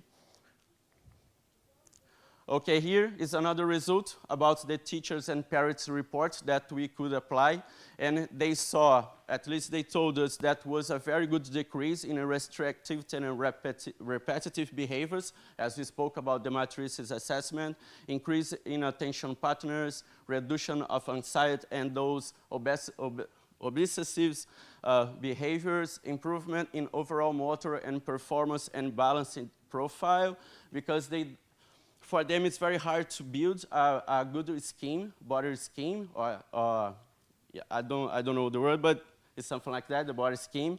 And with that kind of work, especially with the mobility work, they start to understand better how their body functions, and they start to have a different development over there. Adjustment of sensory aspects, improvement in verbal and non-verbal communication. Most of them started to be there, wasn't able to work with the pictograms, and in the end of the whole process, okay, they were not talking with us, but at least pointing to, okay, I liked this, I didn't like this, and so they improve in our language-body communication too. Okay? Development of relationships with adults and peers, as well as the social environment, social reciprocity, progress in a cognitive patterns and autonomy, and the development of self-esteem and emotional aspects. Okay, so they should demonstrate a significant gains in I will try to resume. So the study was, we had a very good result with everything, but that's it, was only 21 participants. Nowadays, we have a very large sample to do it. We are 2 years already working with that very large sample to understand not only observing the impact, but doing follow-ups too, to understand if that impact that we find in the end of the activity, if they keep with that improvement too. We could see that the sea, the beach, it's a very perfect environment to work with them, because having a neuroscience perspective of evolution, that's it. The sensorial aspects of them are very compromised. But in the nature, it's easy for us to understand the nature, to deal with the nature. Even with the louder sound of the sea, for them it's okay to be there, to support that, and to work with that. It's different if they are in the middle of the scene with the buzz of the cars, a lot of noises, so that it's very disruptive. But when we are immersive in the nature, our brain is already adapted to deal with that. So we spend less energy to understand what is going on in the environment. So for them, it's very good because we can try to improve and do a very good intervention with those sensory aspects too. So that's it. I don't know if you could put the video. Yeah, it's a very short video, like 1 minute and something in the video. Here it was in the beginning, in Brazil, so today is totally different already. But just for you to have an idea how it works with us. Se quiser mergulhar com a gente, pode. Pois é, Depois a gente vai pegar uma onda, hein, cara, de preguiçudo. depois. Aí depois a gente... Opa! Ai, ô! Tá gelada? Ô, já faz isso! Tá gelada a água, cara? Não faz isso nunca mais! Mas é tranquilo, você tá entendendo? Não, não, não. Vamos tentar, bem devagarzinho. Daqui segura a outra fita.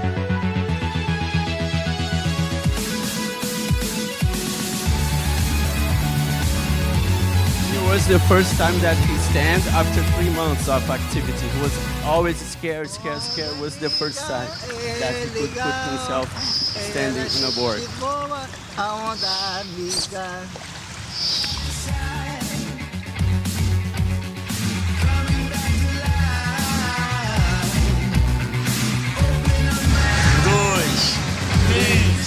Vamos? Não, vamos. Eu vou com o Jonathan.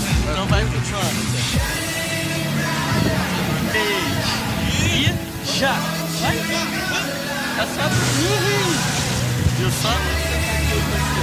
Vai tentar sentar, mas viu o que acontece quando você começa a confiar em você? Você consegue.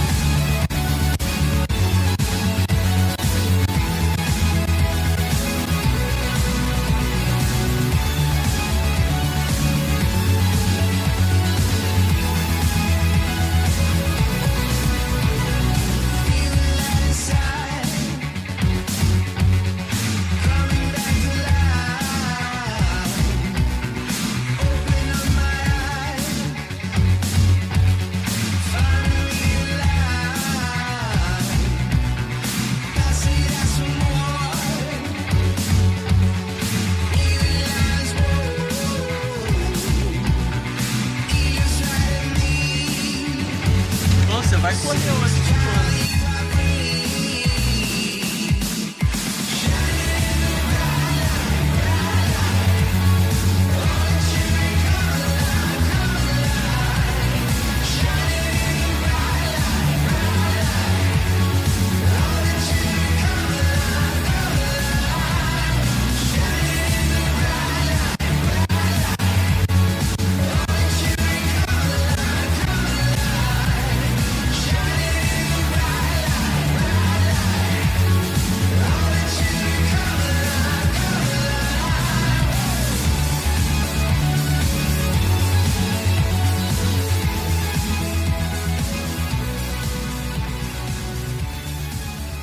And thank you for all.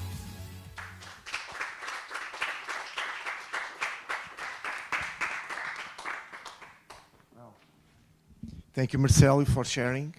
And of course, this is one of the most important projects that we have in Portugal about working with the autists people.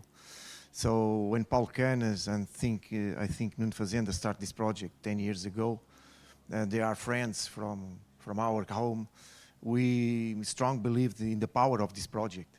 That's why also we launched last Friday at the European level a platform, it calls RISE, to our projects be there as a good practice at a European level, not only to people understand what we are doing in Portugal, but also how we can replicate this good practice at the European level and help us to achieve to the funding, because we need money to develop the program. Exactly, yeah.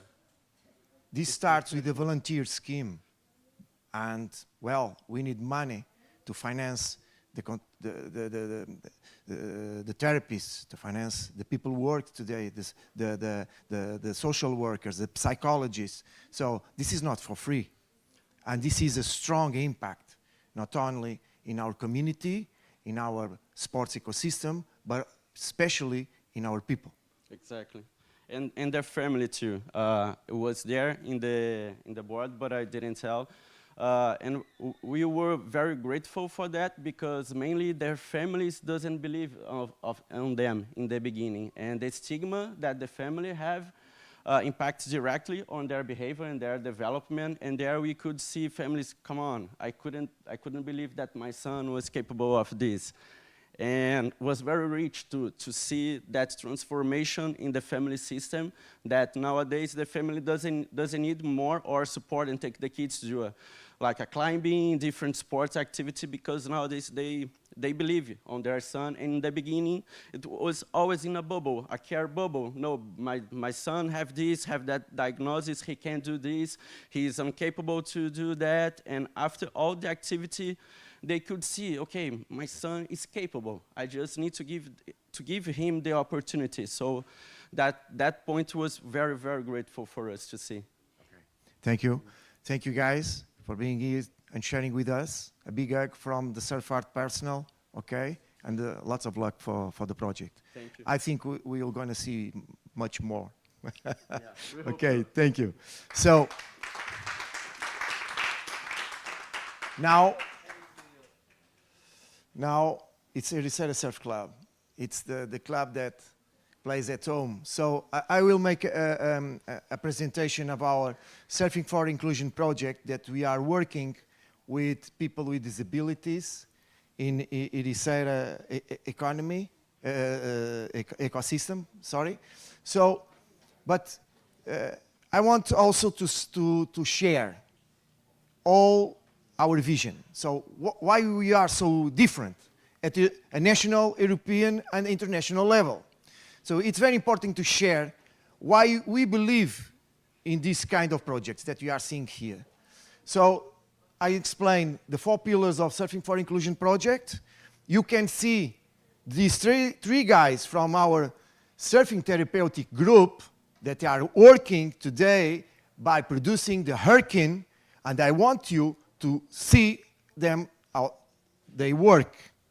So it's a strong partnership between the social economy sector with the sports sector and the entrepreneurial sector. And this is not usual to understand this scheme. So, and after my contacts for if you need some more information or more or help. So this is our biggest surfer in Portugal. It's Tiago Saca Pires. He lives here. He is our associate. He was the only Portuguese. It stands for 9 seasons in the World Surf League. So he's known by the Portuguese tiger, and he belongs to our community.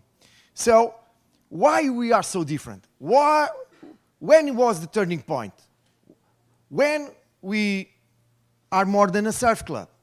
It was in 2011 when Ericeira won the award of a World Surfing Reserve. And so this is a big challenge for a sports club. So what we see, and we were nominated as a guardian. So a sports club, a guardian of a territory, a guardian of the biodiversity that lives over there and the ocean. So, and we are not prepared to do that. So the question is, if we are a guardian, what are our mission besides the sport? And this is very important. And you are studying in Escola Superior de Desporto Rio Maior, it's very important to understand because you will be the next sports manager of sports clubs, of a no-profit association. And it's very important you understand the impact of sports in the sustainable development of a territory, a community, or an ecosystem. Okay? So, what is a surfing reserve? It was the first question, what is our mission? So, if we want to preserve the nomination, we must preserve. So, we have 4 characteristics. So, our territory is unique Okay, we have 11 kilometers of coastline, 22 different types of waves, and 7 of them are world certified as the best waves in the world. How we will preserve them? How the next generations can benefit from the waves like their fathers and grandfathers. This is the game that you are talking about, okay? So, and these 7 waves are not in one parish. They are in 3 parishes: Ericeira, Santo Isidoro, Encarnação. So this is not from Ericeira. It's the brand. This is a heritage for all the parish, inclusive the rural ones. So this is interesting, what we are trying to develop a governance model that our authority can feel that the waves and the Ericeira World Surfing Reserve, it's not only for Ericeira. It belongs to all. And all have a responsibility in the conservation, preservation, and restoration of the animals, the plants, the fish, they live there. So the 4 characteristics is the high quality and consistency of the waves. So I only have a World Surfing Reserve if my waves are good. Environmental characteristics of surrounding coastline. We have a strong biodiversity living there. We don't know them. We must study what kind of biodiversity, what species, autochthon species and invasive species are there. If I want to preserve, I must understand the biology. I must understand the biodiversity. And this is an issue all for not only the local community, but the sports community. So the rich surf culture and local tradition. So when you are in Ericeira, you smell surf, you feel surf, you hit surf. So it's very important the sports culture of the territory be incastrated there. And a strong support from the local economy, the local community. So these are the 4 characteristics that we have in mind. So the question of $1 million is how to preserve, to conserve, to restore, okay, a World Surfing Reserve through the eyes of a sports club. So we must analyze all our mission, not only the sports mission, but the other mission, the social mission, and we're going to analyze in 4 dimensions, in 3 dimensions. First, the municipality, the aligning with the smart specialization of our territory, okay? So sports must be incastrated in the public policies of the management of the territory and must be a leverage to develop programs, initiatives, education, social inclusion, and this is very important to understand. The second one, it was the drivers of the World Surfing Reserve. And the third, it's us as a club, us as a community, my 800 associates, my 150 stakeholders, including 11 universities that we work with, the 50 sponsors, the 25 stakeholders, and the 50 volunteers that works daily in Ericeira Surf Club by implementing our sports. So, for the guys over there, they came from the sports area, we see surfing as a tag. So this is the Canal of Panama, and the cruiser only can pass it if you have a little tag. So for us, the little tag is the surf modality that, okay, bring all the economy, all the region, all the ecosystem besides them. So this is very important to understand the vision, the impact. So we develop an holistic system. We put this in the center, sports, surfing sports, and we go analyze what is the impact in the economic development, at the social development, at the human development, and ecological development. We are talking about in 2012. This slide is 12 years. 12 years. I don't chase nothing. So this is our perspective that we start to work in a sustainable development way that today is on the top of the list. So we are leading the process because 12 years ago we start doing this work. So, and we start to work in 6 pillars. The sports pillar, the environmental pillar, the economic, the social, the human development, and territorial. And we start to connect surfing sports with the other areas. So, in the center, besides the sports, we put the World Surfing Reserve, the territory, our characteristics, our competitive advantage, but also our distinctive skills and abilities, okay? So if you have sports and a region with an ecosystem, with a community totally different in Peniche, totally different in Oporto, but totally different in Donostia, totally different in Lacano, okay? So we start to connect with the industry and we understand how we can create value. So we start to connect sports with innovation, entrepreneurship, digitization, ecologization, process, very important to have a sustainable industry, okay? So if the objective is to create and support our surf brands, our companies, our local business to create value, the question we must put is how we will share the value in a sustainable way. So we must involve in the community. We must understand the needs, the social aspects of our community, of our people. So to work the social inclusion, citizenship, well-being, equal opportunities, working with people with disabilities, with our seniors, with our kids with learning difficulties, people with problems with drugs, with addictions. So the social is here. So if I want to connect sports with the industry to create value, to satisfy social needs, I must develop skills. So I must develop skills, abilities to help people to solve the problems. So education, vocational training, employability, and health are very important. So in this scheme, we need to close the system to share value with nature.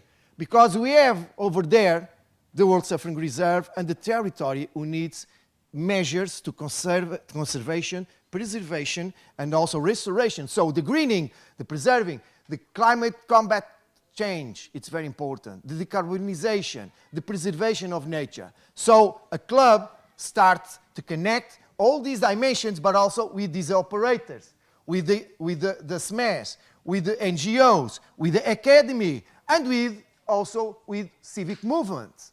So we started our club like a house.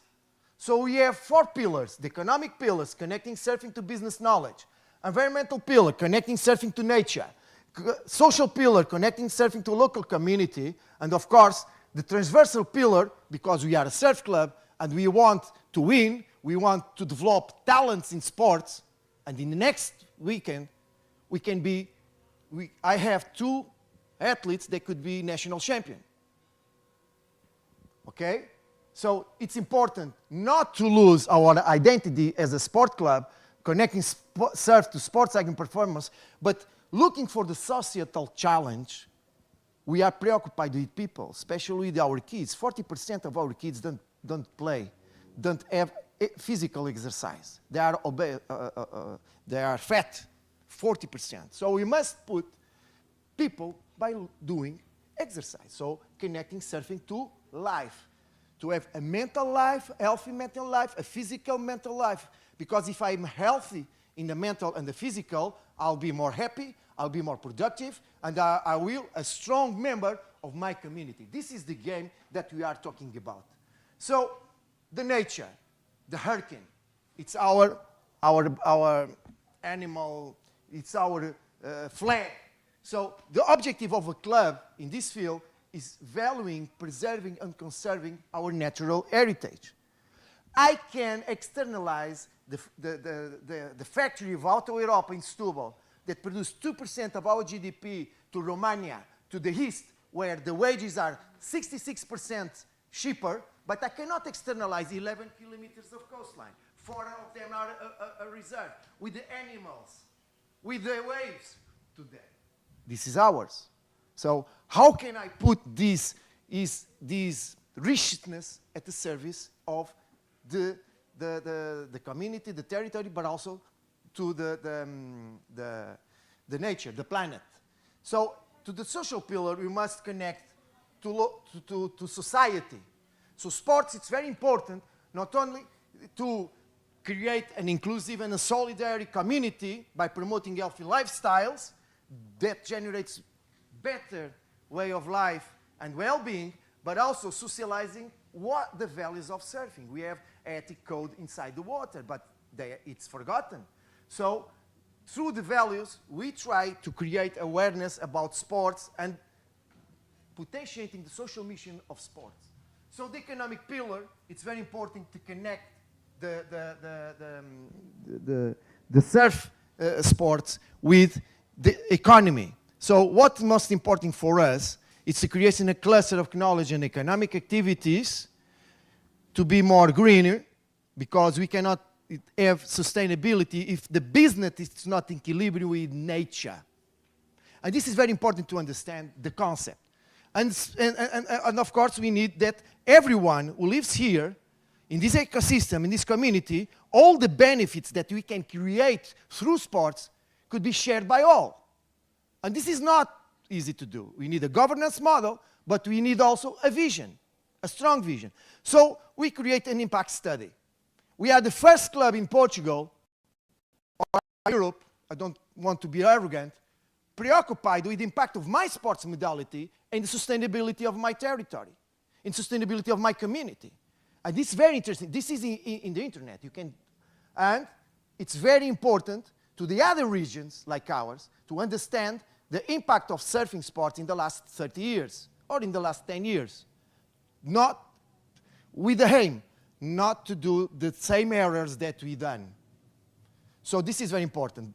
And so we made the recommendation for the World Surfing Reserves Network. For the World Surfing Reserves Network, as I told you before, 23 cities, 14 countries, 4 continents, all connected, sharing knowledge, producing knowledge, sharing innovation to benefit our economy, to benefit our society, but above all, to benefit our people. And we create a toolkit in education and training, surfing and sustainability, in 5 models. And the model is how a club can be more greener by introducing in their platform sustainability programs. So we're going to train 10,000 young people all over Europe through a MOOC. And we will teach other kids, other regions, considering our model to be more sustainable. Okay? So the ASG for us, it's very important. And this is a priority for you because the employability for you is here. Today, if you will see in the Premier League, all the clubs are looking for guys specialized in ESG and sports. So the question is, a club never thought in issues, environmental issues and social issues, to a club with practicals, measures, programs that are changing their profit model, their business model. So this is very important. So what we done, it was simple. Through that model, we create a brand, we create a citizen brand strategy. So we want to be as a club that is a citizen brand and start working in all those dimensions that I told you with different publics. Surfing for inclusion, people with disabilities, surfing for family, working with families, surfing for sustainability, surfing with my local community to be more sustainable, surfing for bioprotect, putting our surfing sports community at the service of the science. So we are putting sensors in our surfing boards, okay, to monitorize the ocean, and support the researchers who have data to implement management plans. So we are leading in this area. Surfing for citizenship. So the idea is to develop competencies and skills in schools in European citizenship, in the values. You don't believe in America. We don't believe in Africa. We are Europeans. We are values. So we must introduce in schools to create positive behaviors and to people understand, the kids understand where do belong. Okay? So surfing wisely. And if I told you, you can learn science, STEM, technological, mathematics, STEM, science, technological, engineering and mathematics at the same time you practice surf. Cool. So this is the project. Gamify the learning process by introducing surfing sports in the curricula of our programs to people, to kids, to understand the concepts of mathematics, engineering, entrepreneurship, citizenship. This is innovation and Surfing for All. So in the Surfing for Inclusion, we have 14 partners, okay, inside the program. The program has 4 pillars. Therapeutic intervention. Those 3 guys over there, it belongs to our group. 44 people with multiple disabilities are covered by the program every year. So we introduce surfing as a therapist tool because it's a strong connection with the ocean and in the nature, they have a stronger impact in the behavior, but not only in the mental health, but also in the physical health. So this is our photos. This is Hilario, okay? He's one of the colleagues of you. He's very, very happy by doing this. So the other is the vet. So if you want to be more, help people to have more well-being, we must bet in the capacity building actions of our ecosystem. So we are developing programs oriented to the developing of surfing, adaptive surfing here in Portugal. We have already partnerships with several universities, and we are recognized by the Portuguese government, by IPDJ, by giving credits to the trainers and coach in surfing to understand the impact. But the most important thing is the pillar of employability. It's the transition from the inclusion to social integration. Because through this project, these 3 guys have one more wage. So what we have done, it was a connection by a ONG, Aparcim, and with the entrepreneur, Paulo Reis, is a former bodyboard athlete from ESC and is the CEO of Uniriso, and start doing a pilot.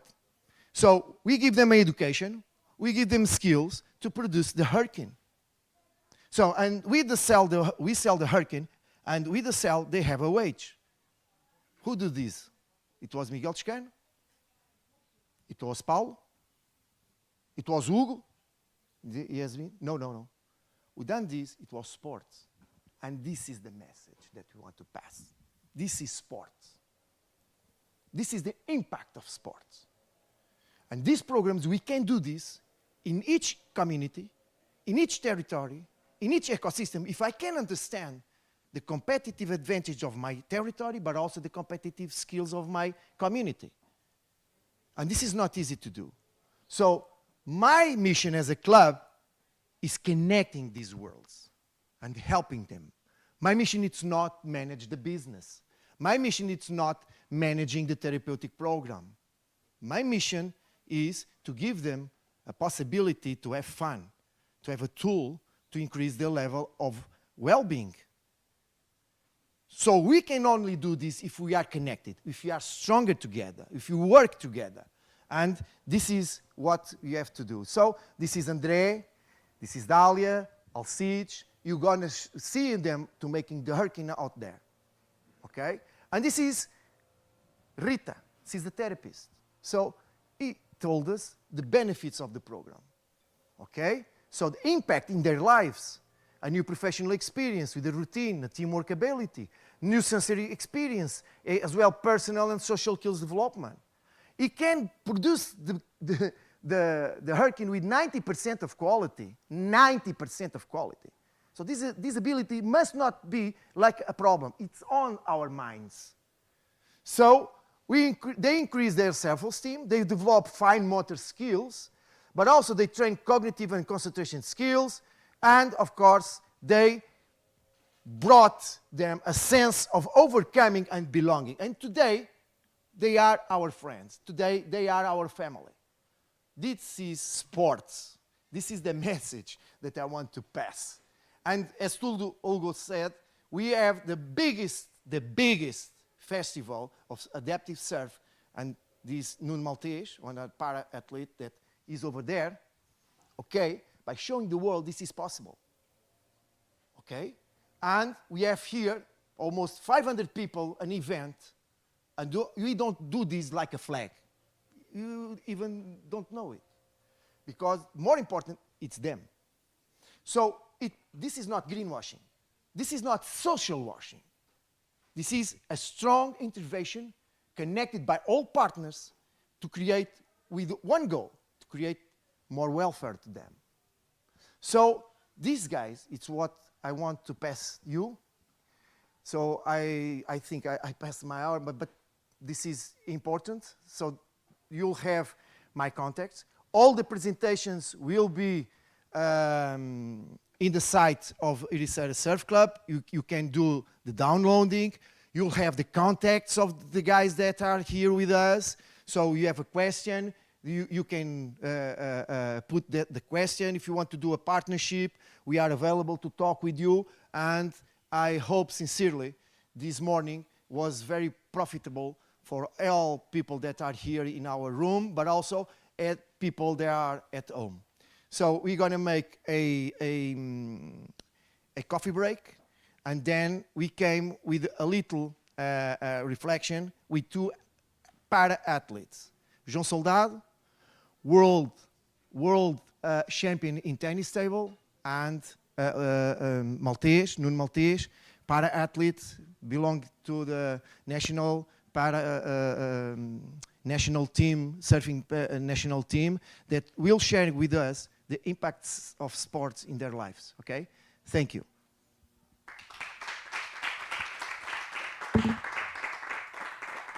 Fazer aqui coffee breakzinho de 10 minutos, dar cafezinho.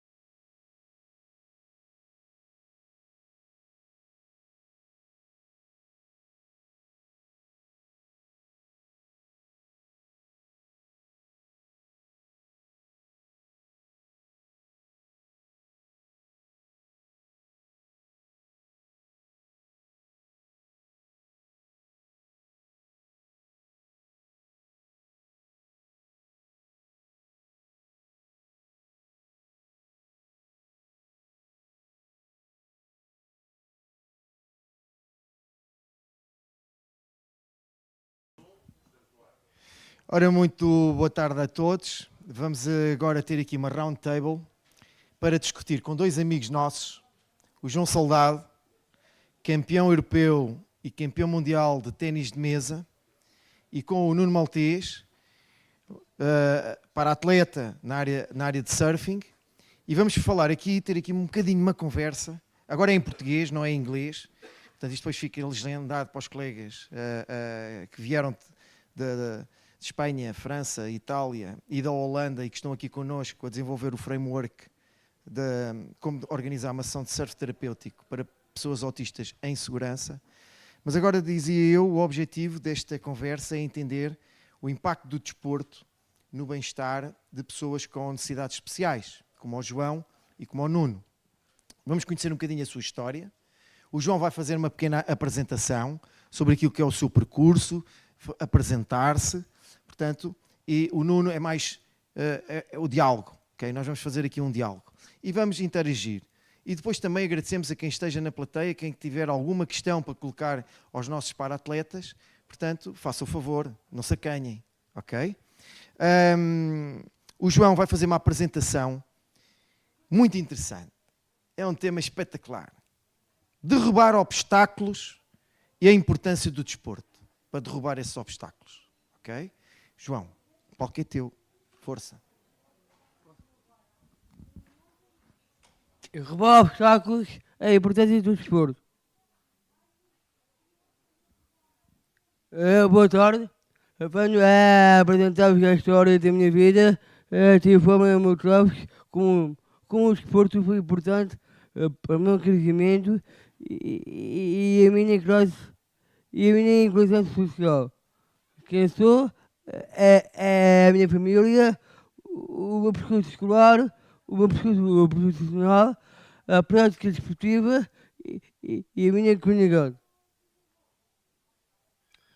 Sou João Soldado Gonçalves, tenho 30 anos, no ano de escolaridade, auxiliar de serviço e petito da Marina de Oeiras e também atleta de ténis de mesa no esporte de Portugal. Vivo com meus pais e irmãos em Caxias, com o meu pai é médico dentista, a minha mãe é enfermeira, o meu irmão é engenheiro biotécnico e o meu papagaio Chico. O meu percurso escolar até aos 5 anos na Parceta, e dos 5 anos a 11 anos no Sinal de Nova Horas e dos 11 aos 17 anos, todas as escolas que eu frequentei foram que me receberam com a minha diferença juntamente com a diferença de cada um. Tive vários apoios para o meu desenvolvimento, intervenção precoce, psicomotricidade, programas cognitivos, psicopedagogia, terapia da fala, apoio ao estudo e intervenção precoce. Intervenção para com a Faculdade de Ciências Humanas Ruto Vaz, Técnica, Educação e Especial e Reabilitação, Professor Margarita e a terapia da fala com a Marta. O meu percurso profissional de 2014 a 2021 fui colaborador da Marina de Oeiras, inserido no programa de jovens da Câmara Municipal de Oeiras. Desde dezembro de 2021 tenho um contrato sem termo como auxiliar de serviço de experiência da Marina de Oeiras. A minha profissão é inclusão no meu trabalho. Sou assim como sou, falo sempre, pronto sempre. A prática do esporte faz parte da minha vida e ajuda a derrubar barreiras físico-motoras, promover o desenvolvimento do psicomotor, melhorar a função cardiorrespiratória, sociais, promovendo a minha inclusão partilhar experiência com pessoas de idades, culturas, meios sociais diversos. emocionais e competir a alcançar objetivos, é claro, ter um preciso de ganhar e de me superar. A minha prática esportiva. Fiz natação, na aprendizagem e ginástica na Tolinca, e ginástica Tolinca porque não tenho presente para carreira. Atualmente nado na piscina pequena por lazer.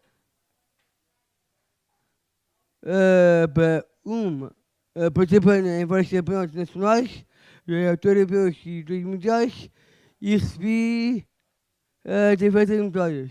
Até competir na natação foi muito importante para o meu crescimento como atleta e para o início da prática competitiva do tênis de mesa. Então, fiz canais em vela na Condoeiras e na Câmara, na Condoeiras, numa parceria com a Câmara Municipal e pratiquei canais em vela. Foi muito importante para a minha inclusão na escola e para o meu trabalho de hoje na Marina de Oeiras. O tênis de mesa em 2006, com 12 anos, comecei a jogar na tênis de mesa com Oeiras. A partir do tênis de mesa em 2014 pelo Sporting de Portugal e fui campeão nacional desde essa data. No tênis de mesa fui aos mundiais de tênis de mesa e taça na África do Sul, onde eu consegui o título de campeão mundial em 2015. Medalha de ouro em integral masculinos e medalha de bronze em par masculinos. Então, em 2017, em 2016, medalha de bronze em singular e par masculinos no ciclismo campo em Florença. Em 2017, que é campeão europeu individual e par masculinos. Em 2018, medalha de prata por equipa e medalha de bronze em pares masculinos em quinto lugar individual no Campeonato do Mundo. Em 2019, medalha de ouro individual e por equipas. European Championship World Serum em Tampere, Finlândia. Em 2021, medalha de ouro individual por equipas e para masculinos. Medalha de bronze para os mitos no European Championship World Serum em Ferrara, Itália. Em 2017, medalha de ouro por equipas para os mitos e masculinos campeão do mundo em Hamburgo, Chequia. Em 2024, deste ano, medalha de ouro em pares masculinos, equipas e em prata. No tênis de mesa, para todos em todo lado, é um desporto que dá para todas as idades, para chegar a toda a gente, com todas as suas diferenças, para chegar na rua, em casa e no clube. Fiz teatro, corridas e travessias. Fiz em 2014, 2015 e 2016. Fiz a travessia António Patrão de Baixo em Oeiras. Em 2017 fiz a Copa do Teatro de Oeiras e penso ter sido a primeira pessoa com o sítio mundial a fazer em Portugal, até no mundo. Participei na corrida das localidades pelo Clube de Leão e a corrida do Tejo. Em 2018 fiz de novo o Tejo de Oeiras e completei sozinho os 3 km da corrida do Tejo. Vela. O ano que iniciou o novo desafio, estou a frequentar aulas de vela, participei algumas regatas, já fiz 3 regatas este ano. Espero que vir a competir. Todos os esportes que pratiquei, menos que a natação dos esportes de Portugal há 3 anos, foram praticados em condição e sem barreiras. com as estruturas sociais e locais como clubes, apoios públicos, escolas, comércio local, Câmara Municipal, Serviço de Saúde, Segurança Social, Família, Educação e Desporto, como foram e são acessos importantes para mim na inclusão, permitindo o meu crescimento na minha vida em relação com outros pacientes de mim. Uma pessoa com autonomia pessoal e social, trabalho ativo e atleta de alto rendimento. E na inclusão é cada um relata a sua diferença e é que todos experimentam a diversidade que a sociedade humana apresenta. Obrigado.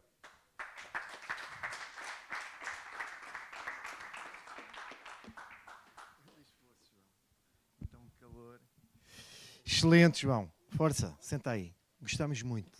E parabéns, hein? Pelo teu percurso, pela tua resiliência, pela tua capacidade e, de facto, ter aqui um campeão connosco é uma alegria e um enorme prazer. Bem, agora vamos, antes de começarmos aqui a interagir, pedi ao Nuno também fizesse uma breve apresentação de si, daquilo que fez, portanto, em termos desportivos. Se tiveste, durante algum tempo, fizeste parte da Seleção Nacional de Parasurfing, ok? Falar aqui um bocadinho sobre esta questão do surf, o teu percurso. Explica-nos também, portanto, se já nasceste assim, se tiveste um acidente, para que nós possamos compreender lá em casa, portanto, as tuas necessidades e a forma depois como o desporto te ajudou a superar todas estas questões. Força, Nuno. Ora bem, bom dia. O meu nome é Nuno Maltês. Tenho 43 anos agora. Depois de estar a ver aqui o palmarés do João, tenho quase vergonha de dizer que... bem, começando pelo princípio, como é que apareceu a minha lesão. Eu tive um vírus na medula, portanto, quando fiz os meus 22 anos, nunca me souberam explicar qual é que foi o motivo. Alguma coisa me teve a roer a medula cá em cima, bastante alta, a nível cervical, que me deixou completamente imobilizado, tetraplégico na altura, fiquei praticamente sem mexer os braços também.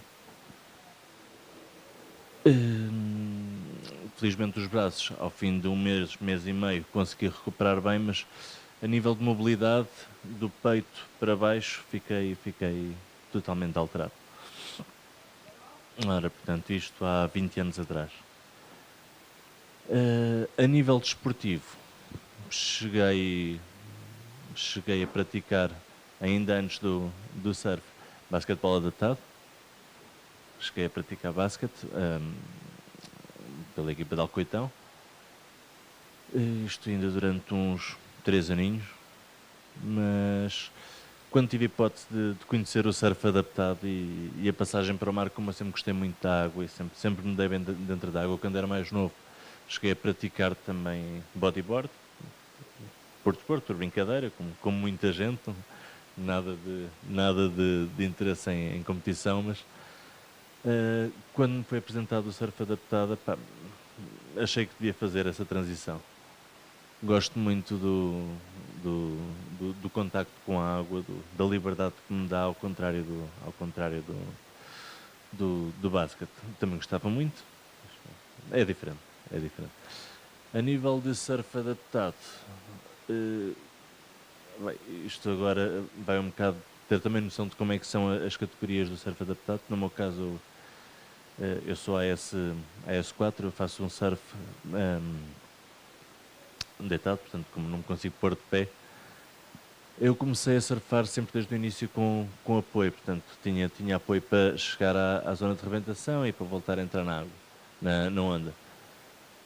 E foi com esse intuito que eu comecei a acompanhar a seleção nacional, portanto, até me dizerem quando era para começar a competir, que na realidade tinha de subir de escalão e tinha de ser eu a fazer todo o processo dentro da água, portanto, passar a rebentação, o que me veio complicar bastante, porque como a minha lesão é muito alta, eu não tenho elevação de peito para conseguir fazer a remada, e acabei por estagnar um bocado aí no processo. Apesar de gostar muito de surfar, mas a nível de competição torna-se mais complicado. Ainda tenciono continuar, mas tenho de ter uma reavaliação no meu trabalho. No meu trabalho, não reavaliação no tipo de classificação. Mas pronto, tenho de começar a ganhar outra estaleca dentro d'água para poder competir também e acompanhar a nossa seleção. Começaste a surfar há quantos anos? Isso faz já para aí uns 10 anos, talvez. Ok. Talvez Tu sentes que nestes 10 anos o surf adaptado mudou, evoluiu ou manteve-se, ou está constante? Permanece igual de há 10 anos atrás? Qual é a tua visão? Não, já se vê muito mais gente a praticar também. Infelizmente eu agora nos últimos 2 anos afastei-me bastante, portanto não tenho tido muita noção, mas vê-se que há já muito mais gente a praticar. Eu vi nas últimas incursões que tive, que acompanhei a seleção, a equipa estava de ano para ano a aumentar, portanto. Em termos de impacto, não é? Que tipo de benefícios é que tu sentiste quando introduziste o desporto na tua vida depois de teres o acidente? Assim, o desporto acaba por já vivias ser... com ele, não é? Tu praticavas bodyboard e outras atividades, eu não é? sempre fiz, mas eu nunca fui aquele desportista nato, portanto eu gostava de praticar qualquer coisinha por brincadeira, mas não... desportista de alta competição, exato. Mas sim... Nunca tive essa mentalidade. Okay. E daquilo que é a tua experiência, que tipo de benefícios, principalmente quando estás dentro d'água, não é? O que é que tu sentes? Sentes alguma melhoria? Que tipo de sentimentos é que tu tens dentro d'água? Dentro da água é a liberdade, é o poder estar à vontade, o poder ter principalmente quando estou na onda, em particular. Que é uma felicidade enorme. Exatamente. Sentires a onda levar-te, o poder da natureza, exatamente. Não é? E o poder estar ali a brincar com a onda. Uma das áreas que nós temos vindo a trabalhar, o Ericeira Surf Club, é a criação de um núcleo de surf adaptado. Porque nós sentimos que isto é uma grande oportunidade. 10% da população mundial é deficiente, tem uma deficiência. E o envelhecimento ativo faz com que, efetivamente, nós, quando envelhecemos, adquirimos características também de pessoas com necessidades especiais. Portanto, e uma das lacunas que nós sentimos dentro do nosso desporto é há muita falta de investimento no desenvolvimento de acessórios técnicos para pessoas com necessidades especiais. Portanto, isto é negócio, porque se 10% da população mundial tem uma deficiência, tem uma limitação, tem um bloqueio. Se efetivamente, através da socialização do desporto, ele está a entrar em camadas e em franjas da nossa sociedade, mais fragilidade socialmente, que sem esta socialização dificilmente teria acesso a esta prática, não é? Mas depois falta estudo, porque nós não sabemos muito bem que tipo de acessórios técnicos devemos utilizar quando estamos com uma pessoa em cadeira de rodas e dentro de uma tipologia de doença, e dentro da tipologia ainda temos o grau da doença, não é? Portanto, isto é uma grande oportunidade, mas depois falta apoio, não é? Portanto, e essa dificuldade que tu tiveste em transitar, digamos assim, do S4, não é? Sim. Do S4 para a outra, não tendo apoio, não havendo estudo, não havendo acessórios técnicos, quer dizer, o ónus sobre ti era imenso, isso é uma desmotivação, não é? Não sei, eu sinto que é complicado porque não há duas incapacidades iguais. Não há duas deficiências, duas faltas de mobilidade diferentes, portanto, exatamente. Cada um tem a sua lesão, cada um tem o seu tipo, cada um mexe mais um braço, que é mais mexe difícil ainda, mexe mais uma perna, quando tem um bocado mais força, ou seja, cada caso é um caso e tem de ser adaptado, e acho que falta um bocado também esse portanto, ainda temos que trabalhar muito a sensibilização, exato. Que eu posso dizer, a educação. Há aqui todo este progresso, mas eu moro, como sabes, na costa da Caparica. Eu estou de frente para o mar, só que não tenho onde entrar lá. Portanto, ou vou atrás e tenho de estar a pagar e tenho que é dispendioso. Portanto, temos que criar também condições tem que se criar um bocado mais, dentro dos territórios. E isto é uma mensagem para os municípios que queiram apostar no desenvolvimento do desporto adaptado, se querem fazer do seu território um território inclusivo, um território mais solidário com este tipo de pessoas que têm estas necessidades específicas, mas também mais sustentável, porque esta condição também é uma condição de sustentabilidade, não é? E e necessitamos de criar estas infraestruturas de suporte, não só para promover a atividade física junto das pessoas que têm este tipo de necessidades, mas acima de tudo também criar condições para que elas possam usufruir da prática desportiva. Nós temos um parceiro dentro da World Surf Cities, que é a cidade de Santos, através do nosso grande amigo, agora esqueci-me do nome do nosso amigo. Bem, mas ele tem uma escola pública em Santos, em que as pessoas com deficiência não pagam. Têm acesso a ginásio, têm acesso a programas de treino, têm acesso a pranchas, a material. Portanto, e isto é extremamente importante. Sentido, claro. Não é? Se queremos socializar a prática desportiva junto de camadas da nossa população que têm mais dificuldades, e aquelas que têm mais necessidades são aquelas que estão mais fragilizadas socialmente, têm menos capacidade financeira, que não têm acesso a emprego, muitas delas não têm acesso à educação. Portanto, estamos aqui com um problema de pescadinho de rabo na boca, não é? Portanto, há que efetivamente estimular e fazer entender também que isto é negócio para as marcas, para as empresas, sim. Potenciarem também as suas políticas de responsabilidade social e corporativa, não é? Tu trabalhas neste momento, Sim, não é? neste momento, sim. Estás na Repsol, não é? Sim, na Repsol. Estás na Repsol, e a Repsol também é uma entidade com uma forte componente de responsabilidade social, mas de facto há muito de trabalho que também temos já que me tem fazer. apoiado, sim. E tem-te apoiado, que a gente sabe. Portanto, há um grande trabalho para fazer, não é? Portanto, aqui os clubes criarem as infraestruturas necessárias e os apoios para que vocês possam desenvolver as competências, que é diferente do nosso João, Sim. porque fazendo parte do Sporting Clube Portugal, e o Sport Porto é o maior. A seguir vou, Eu a acho seguir, que a seguir vou pôr uma cunha também. Mas o João, se o Dr. Varandas te vê o teu PowerPoint, estás lixado. Já viu. Então tu metes a bola do Sporting Clube Portugal a vermelho. Não, Estás a falhar. é o meu pai. É pressão em casa. Está ali a mãe. É sportinguista também. Olha lá, João, diz-me lá uma coisa. Porquê o ping-pong? Porquê o ping-pong? É porque eu comecei na escola há 12 anos e não ia às aulas. Nem almoçava também. E como é que nasceu este interesse pelo ping-pong? Comecei aos meus 12 anos, quando eu fiz provas lá fora, eu fui com o meu treinador, Marco Rodrigues, e fui ganhando algumas provas. Ok. Até conta lá a malta, está aqui, o que é isso ser campeão do mundo? Meu? O que é ser campeão europeu? Eu não faço a mínima ideia o que é isso. Pá. O que é que tu sentes quando há? É importante para ti ser campeão do mundo ou competir? Sim, as duas coisas. Boa. Ok. E ser campeão do mundo, como é que as pessoas lá em casa, os teus amigos, a tua comunidade, tu falaste muito na comunidade, te vê? Sim. Portanto, o que é que isso representa? Representa Portugal, Ok. ao Sporting, ao meu treinador e alguns miúdos treinam comigo. Até que quiseres em quarto, às 8, treinam comigo. Ok.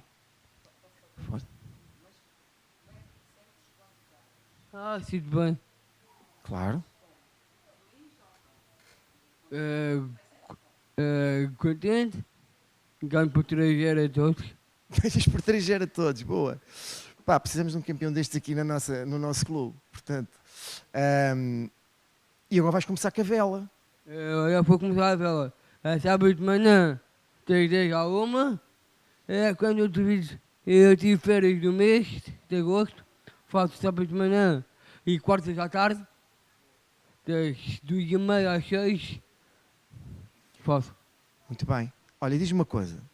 Tu estás num ambiente em que tu controlas, que é, jogas ping-pong na plataforma terra. Sim. E agora vais para uma outra plataforma que tu não dominas, que é o mar. Isso não te mete medo? Não. Tomas algumas medidas de segurança, assim, para não teres assim um acidente? O que é que tu fazes? Por exemplo, faço natação, Ok. faço corrida e ando de bicicleta. Muito bem. Preparas-te bem fisicamente. Sim. Portanto, E corro com o meu pai. e corres com o teu pai. Corres mais do que ele, que eu sei. No domingo de manhã. Ok. Então e o surf? Ou seja, já vieste aqui à Ericeira fazer já, umas já. sessõezinhas de surf. Sim, Temos que fazer aí um hit entre ti, entre tu e aqui o Nuno. sim, sim, sim. Fazemos uma cena. Fazemos um jogo que tem ping-pong e surf. Pode Quem ser, fizer pode mais ser. pontos ganha. O que é que tu Ah, dizes? sou eu. És tu, já, assim. Então, mas assim desmoralizas o adversário, pá. É esse o objetivo. É, pá. Nuno,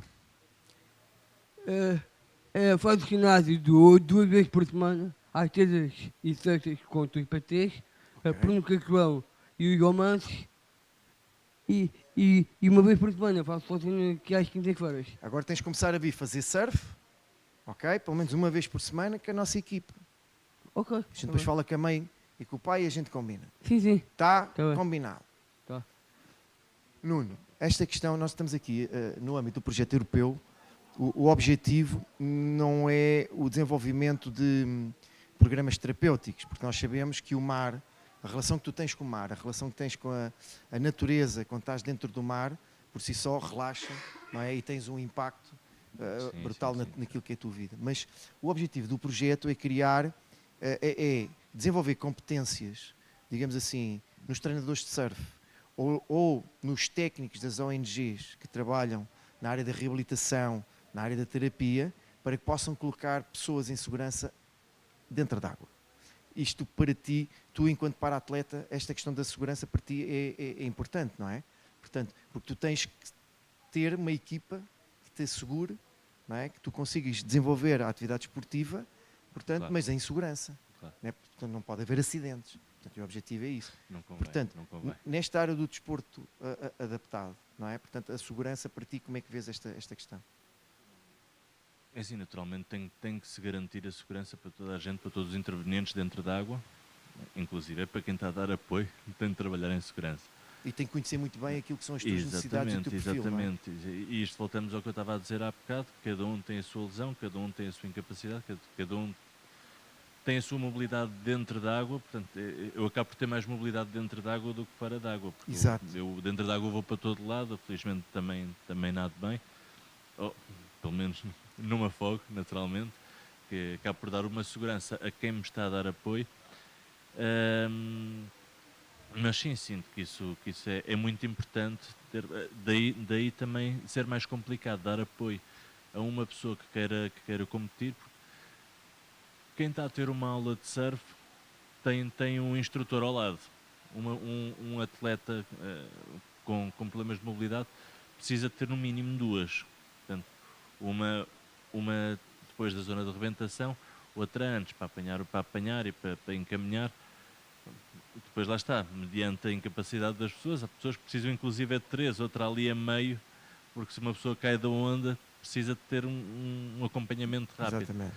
E daí tornar-se mais complicado esse Vocês- acompanhamento. vocês E atenção, queria só fazer uma ressalva. Há bocado estava a dizer que apesar de estar na costa ainda não há esse apoio, mas eu tenho conhecimento que já está a haver movimentos nesse sentido, apesar de ainda não haver. Não ver fisicamente tem estado- ainda, exatamente, mas há pessoas exatamente, que mas estão... já há e interesse de facto, exatamente. E isso é a primeira condição Claro. para que efetivamente as coisas Eu tenho possam acompanhado acontecer. também algumas pessoas que têm esse interesse e aliás, eu posso dizer que por vários motivos, pela vida inclusive, mas já há mais de um ano que não vou à água, infelizmente.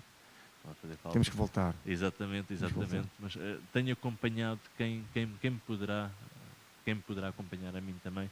Aqui, achas que as empresas aqui podiam ter um papel muito importante na área da responsabilidade social e corporativa ou no âmbito do ESG, porque elas de facto cada vez mais estão comprometidas com o bem-estar social, com a criação de valor, com impacto social, não é? Portanto, porque precisam destes impactos para colocar nos seus relatórios de sustentabilidade, mas nós vimos muito poucas empresas a associarem-se a este tipo de projetos ainda, não é? Portanto, na tua ótica, o que é que nós podemos fazer para conseguirmos captar a sua atenção e, de facto, através dessa atenção, trazermos mais recursos? Porque é como tu dizes, vens da costa, tens que vir à Ericeira, tens gasóleo, tens portagens, tens alimentação. Uma prancha adaptada é o dobro de uma prancha normal. E normalmente nem está adaptada à tipologia de deficiência e dentro desta ao grau da deficiência.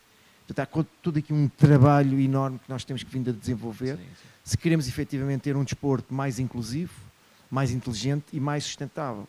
e também ajudar a nossa economia do surf, portanto, as marcas, também a apostarem decisivamente neste desporto. Mas precisamos de escala. Como é que nós podíamos fazer isso? Como é que nós podíamos atrair mais pessoas com estas necessidades especiais para dentro da prática? Questão, sinceramente. Eu sei que até mesmo a nível das câmaras e as juntas devia haver muito mais apoio, criar muito mais acesso a praias. Aliás, o que podemos ver aqui é um bom exemplo que é complicadíssimo o acesso a qualquer uma destas praias. Lá na costa também não é propriamente acessível, apesar de haver já algumas acessibilidades, mas também é muito complicado. Um dos aspectos que nós temos vindo a trabalhar no âmbito do Surfing for Inclusion é de facto trabalhar com a Câmara Municipal no sentido de transformar o nosso território num território acessível. Porque nós queremos ter também uma reserva mundial de surf acessível, que seja inclusiva, não seja exclusiva.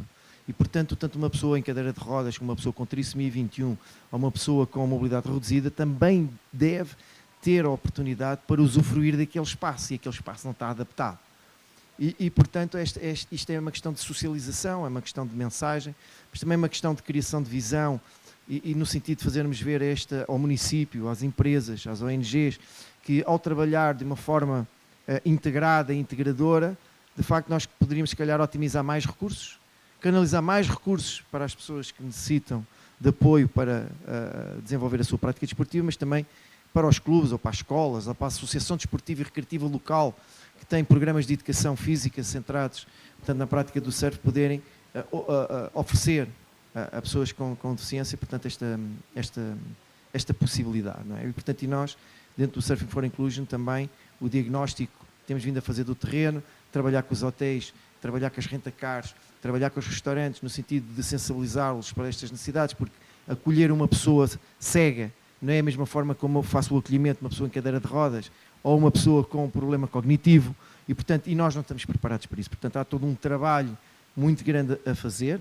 As empresas podem ter um papel enorme neste desiderato, potenciar isto do ponto de vista da fiscalidade e da parafiscalidade e, de facto, temos que conseguir encontrar aqui um embriãozinho que nos consiga, de facto, poder fazer crescer esta tendência, porque nós acreditamos nisto, atenção.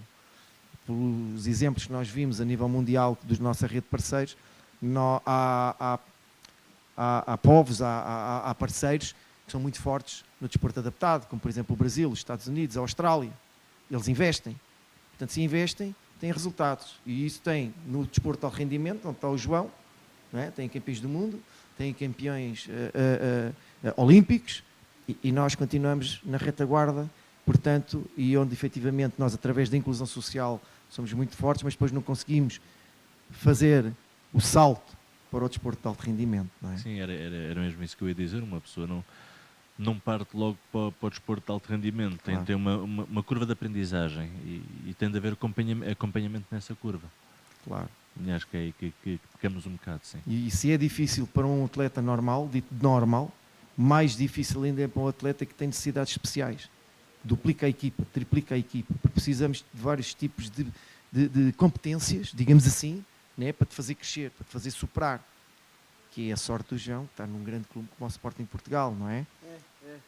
E a minha mãe e o meu irmão. A minha mãe, o meu irmão, o meu primo que é a porta da minha mãe ou com o Engenheiro Norte.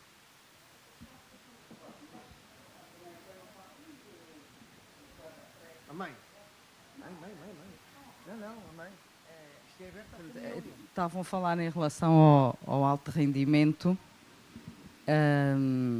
e a essa curva e essa necessidade. Aprendizagem. Pronto, isso nessa fase foi muito um patrocínio também. Claro. Foi É muito um patrocínio, muito que em todo o investimento. desporto. Ainda continua a ser, porque o João, como trabalha e como treina muitas horas por dia, ele treina no mínimo 3 horas e muitas vezes 5 horas, portanto é muitas horas. E apesar de ele ser autónomo nos transportes, isso é uma condição para ser atleta de alto rendimento e para poder acompanhar a seleção, é ter alguma autonomia. O João é realmente bastante autónomo, mas não tem tempo de fazer todas as coisas, porque a trabalhar de manhã, depois tem que almoçar, depois ir para o Sporting para treinar aquelas horas todas, depois voltar para casa, quer dizer, isso num dia ele não ia conseguir. Como é que vocês organizaram a vossa vida de forma a proporcionar esta possibilidade ao João? Pronto, foi um bocado isso. Umas vezes ele vai, outras vezes... É de todas as maneiras possíveis. É, cada dia vemos qual é possível. Umas vezes ele vai, o pai... outras vezes eu levo. Por vezes vai do Uber, o pai traz para cá. Pronto, é todo um... É um trabalho de equipe. Sim, é todo um... Para chegar aqui é todo Claro. um conjunto de pessoas. O próprio irmão... Qual é a visão do pai? Durante algum tempo... foi uma pessoa sempre espetacular, um miúdo sempre espetacular desde que nasceu e percebeu que realmente muito do nosso tempo, não da nossa atenção, mas muito do nosso tempo estava direcionado para o João e nunca teve realmente nenhuma reação negativa em relação a isso, pelo contrário, sempre nos apoiou e sempre ajudou no que podia também. Mas diga. Não estava a dizer, como mãe, tem um atleta de alto rendimento, campeão do mundo, campeão europeu, o que é que o Estado, o que é que as empresas, o que é que nós, enquanto clubes, o que é que nós poderíamos fazer para melhorar, portanto, esta... Eu sei que é uma pergunta, não é fácil, não é? Sim, o que é que poderiam fazer? Não é? Eu acho que a primeira coisa que nós temos que conseguir é que foi o que nós fizemos com o João, e esse tivemos que ser nós a provar, porque as coisas também não vêm ter connosco de borla, não é? Portanto, não vêm por acaso. Nós tivemos que provar que o João era capaz. E depois do João ser capaz, então ele passou a ter a hipótese dele, por exemplo, no Sporting, ele treina com todos os outros atletas, mesmo que não têm deficiência, porque aliás no ténis de mesa com deficiência só está ele. Agora, o que eu acho é que neste momento as consciências estão um bocado a acordar, fala-se muito mais disso, aceita-se muito mais, há realmente alguns apoios, mas falta principalmente isso que vocês estavam a dizer, é perceber que as necessidades não são as mesmas, às vezes são duplicadas e que têm que ser adaptadas àquela pessoa. Ótimo. É isso mesmo. E falta o que falta sempre nestas coisas, que é o dinheiro. Claro. Pronto, eu não gosto muito de falar de dinheiro. Não, mas isso é acho que às vezes é um bocado redutor. Isso é um bocado redutor. Mas até para podermos evoluir do sim, amador para o não profissional, não se faz superar e não se precisamos faz de isso. contratar técnicos, desenvolver Claro. competências, Sim, sim, apostar sim. na educação, Não há hipótese. na socialização. E, Sim, portanto, não há precisamos de hipótese, dinheiro, sem não é? isso. Sem Portanto, isso. ainda há poucas empresas a apostar nesta Poucas área, empresas a não é? apostar. Portanto, isto ainda está muito adormecido. Ainda está muito adormecido. sob a Nesse aspecto está potencialidade. muito adormecido. Ok. Muito obrigado. Nada. Ok. As pessoas ainda olham para eles um bocadinho. Já nos têm acontecido algumas coisas que fui com o João que nos convidaram e as pessoas estão a pensar naquela base do ele consegue atirar a bola para o outro lado da mesa. Ainda não vem como um igual. Pronto, e depois ele chega lá e começa a jogar e afinal... Espera lá, Meu isto Deus, aqui- afinal isto não é o que eu estava a pensar. Pronto, e isso também é importante, por isso é que nós gostamos sempre de participar nessas coisas. É importante as pessoas perceberem que eles conseguem, só temos que lhe dar as oportunidades. É isso. Temos que criar condições para que eles tenham Criar as acesso a condições. essas oportunidades. Ok, bem, isto é como as cerejas, não é? Portanto, a conversa está muito boa. Eu abria aqui a conversa à plateia, não sei se têm alguma questão que queiram colocar aqui aos nossos campeões, ou não. Portanto, isto também já estamos na hora do almoço, não é, João? Não é, Nuno? Ok. Bom, não havendo questões, eu iria dar por terminado aqui o nosso seminário. Agradecer a vossa presença. Ok. Obrigado. Vocês são uma inspiração. Portanto, Obrigado. vocês são uma inspiração. Espero também vê-los mais vezes aqui na nossa comunidade e de certeza que iremos ver-vos. Agradecer também a todas as entidades que estiveram envolvidas na operacionalização deste projeto piloto, em que temos aqui mais de 70 pessoas que vieram do Teixoso, da Guarda, da Covilhã, de Torres Novas, de Lisboa e que estão aqui connosco a desenvolver, a experimentar a metodologia, mas também a conviver com aquilo que é o nosso ecossistema, a visitar a nossa comunidade. Portanto, eles estão a visitar as fábricas das pranchas, já foram à fábrica da semente, visitaram a maior loja de surf do país, a 58 Surf, fizeram uma caminhada na Reserva Mundial de Surf para entender a biodiversidade e fizeram o trilho entre os Coxos e Ribeiradilhas. foram visitar o Centro de Interpretação da Reserva e tiveram a oportunidade de experienciar digitalmente como é que as nossas ondas se formam. Estão hoje aqui neste espaço brutal do Hotel You and the Sea, com uma vista espetacular para o mar, e estão a divertir-se na Quinta Pedagógica e no conjunto de infraestruturas que o hotel tem para que as crianças e pessoas com este tipo de necessidades possam usufruir. Logo à tarde iremos ter o Ouriço Party, estão todos desde já convidados. Portanto, a discoteca do Ouriço, uma iniciativa dos empresários locais, Luís Loisa, conhecido por Loisa, e Miguel Strabicha, nomes de guerra, portanto, que disponibilizaram a discoteca para que os nossos amigos que nos visitam, quer da Europa, quer a nível nacional, possam usufruir de um espaço icónico naquilo que é a noite da Ericeira, portanto, a discoteca mais antiga de Portugal, que abriu na década de 60, e para vocês usufruírem daquele espaço. Muitos de vocês nunca entraram numa discoteca, não sabem o que é, portanto, e vão divertir-se, vamos dançar um bocadinho, vamos conviver, porque isto é desporto. E é isto que, de facto, faz da nossa comunidade uma comunidade diferente, é isto que faz da nossa comunidade uma comunidade que seja um modelo e uma referência a nível nacional e a nível europeu, e por isso eu queria agradecer à Câmara Municipal de Mafra, à Junta de Freguesia da Ericeira, à World Surf Cities Network e à Ericeira Mundial de Surf, ao Ericeira Business Factory, que disponibilizou as suas instalações para receber as comitivas estrangeiras, onde desenvolvemos a capacitação e onde fazemos as reuniões do consórcio internacional, à Discoteca Ouriço, ao restaurante Ribeira de Ilhas, que onde efetivamente temos centralizados as operações da alimentação de todas estas pessoas que estão aqui a conviver connosco, ao Uniouriço, ao Paulo Reis, portanto, que está-nos a ver lá em casa e que de facto tem vindo a desenvolver com o Ericeira Surf Club e com a Apercim o projeto do Ouriço, ao Hotel You and the Sea, que de facto disponibilizou estas infraestruturas fantásticas para que nós pudéssemos estar aqui hoje a partilhar, portanto, todas essas iniciativas com vocês. À 10 para o Mar, 58 Surf, à Semente, à SB Consulting, à ABL Consulting e, acima de tudo, à Mafra TV, que nos está aqui a acompanhar mais uma vez, ok? Agradecer ao Luís e à sua equipa, ao Shell, ao Tiago e ao Carlos, por estarem a nos dar aqui o apoio necessário para que um pequeno clube de surf possa passar esta mensagem de esperança, mas, acima de tudo, valorização daquilo que é o desporto, daquilo que é a nossa praxis, naquilo que nós acreditamos. Por isso, muito obrigado, espero vê-los aí em breve noutras iniciativas, ok? Obrigado.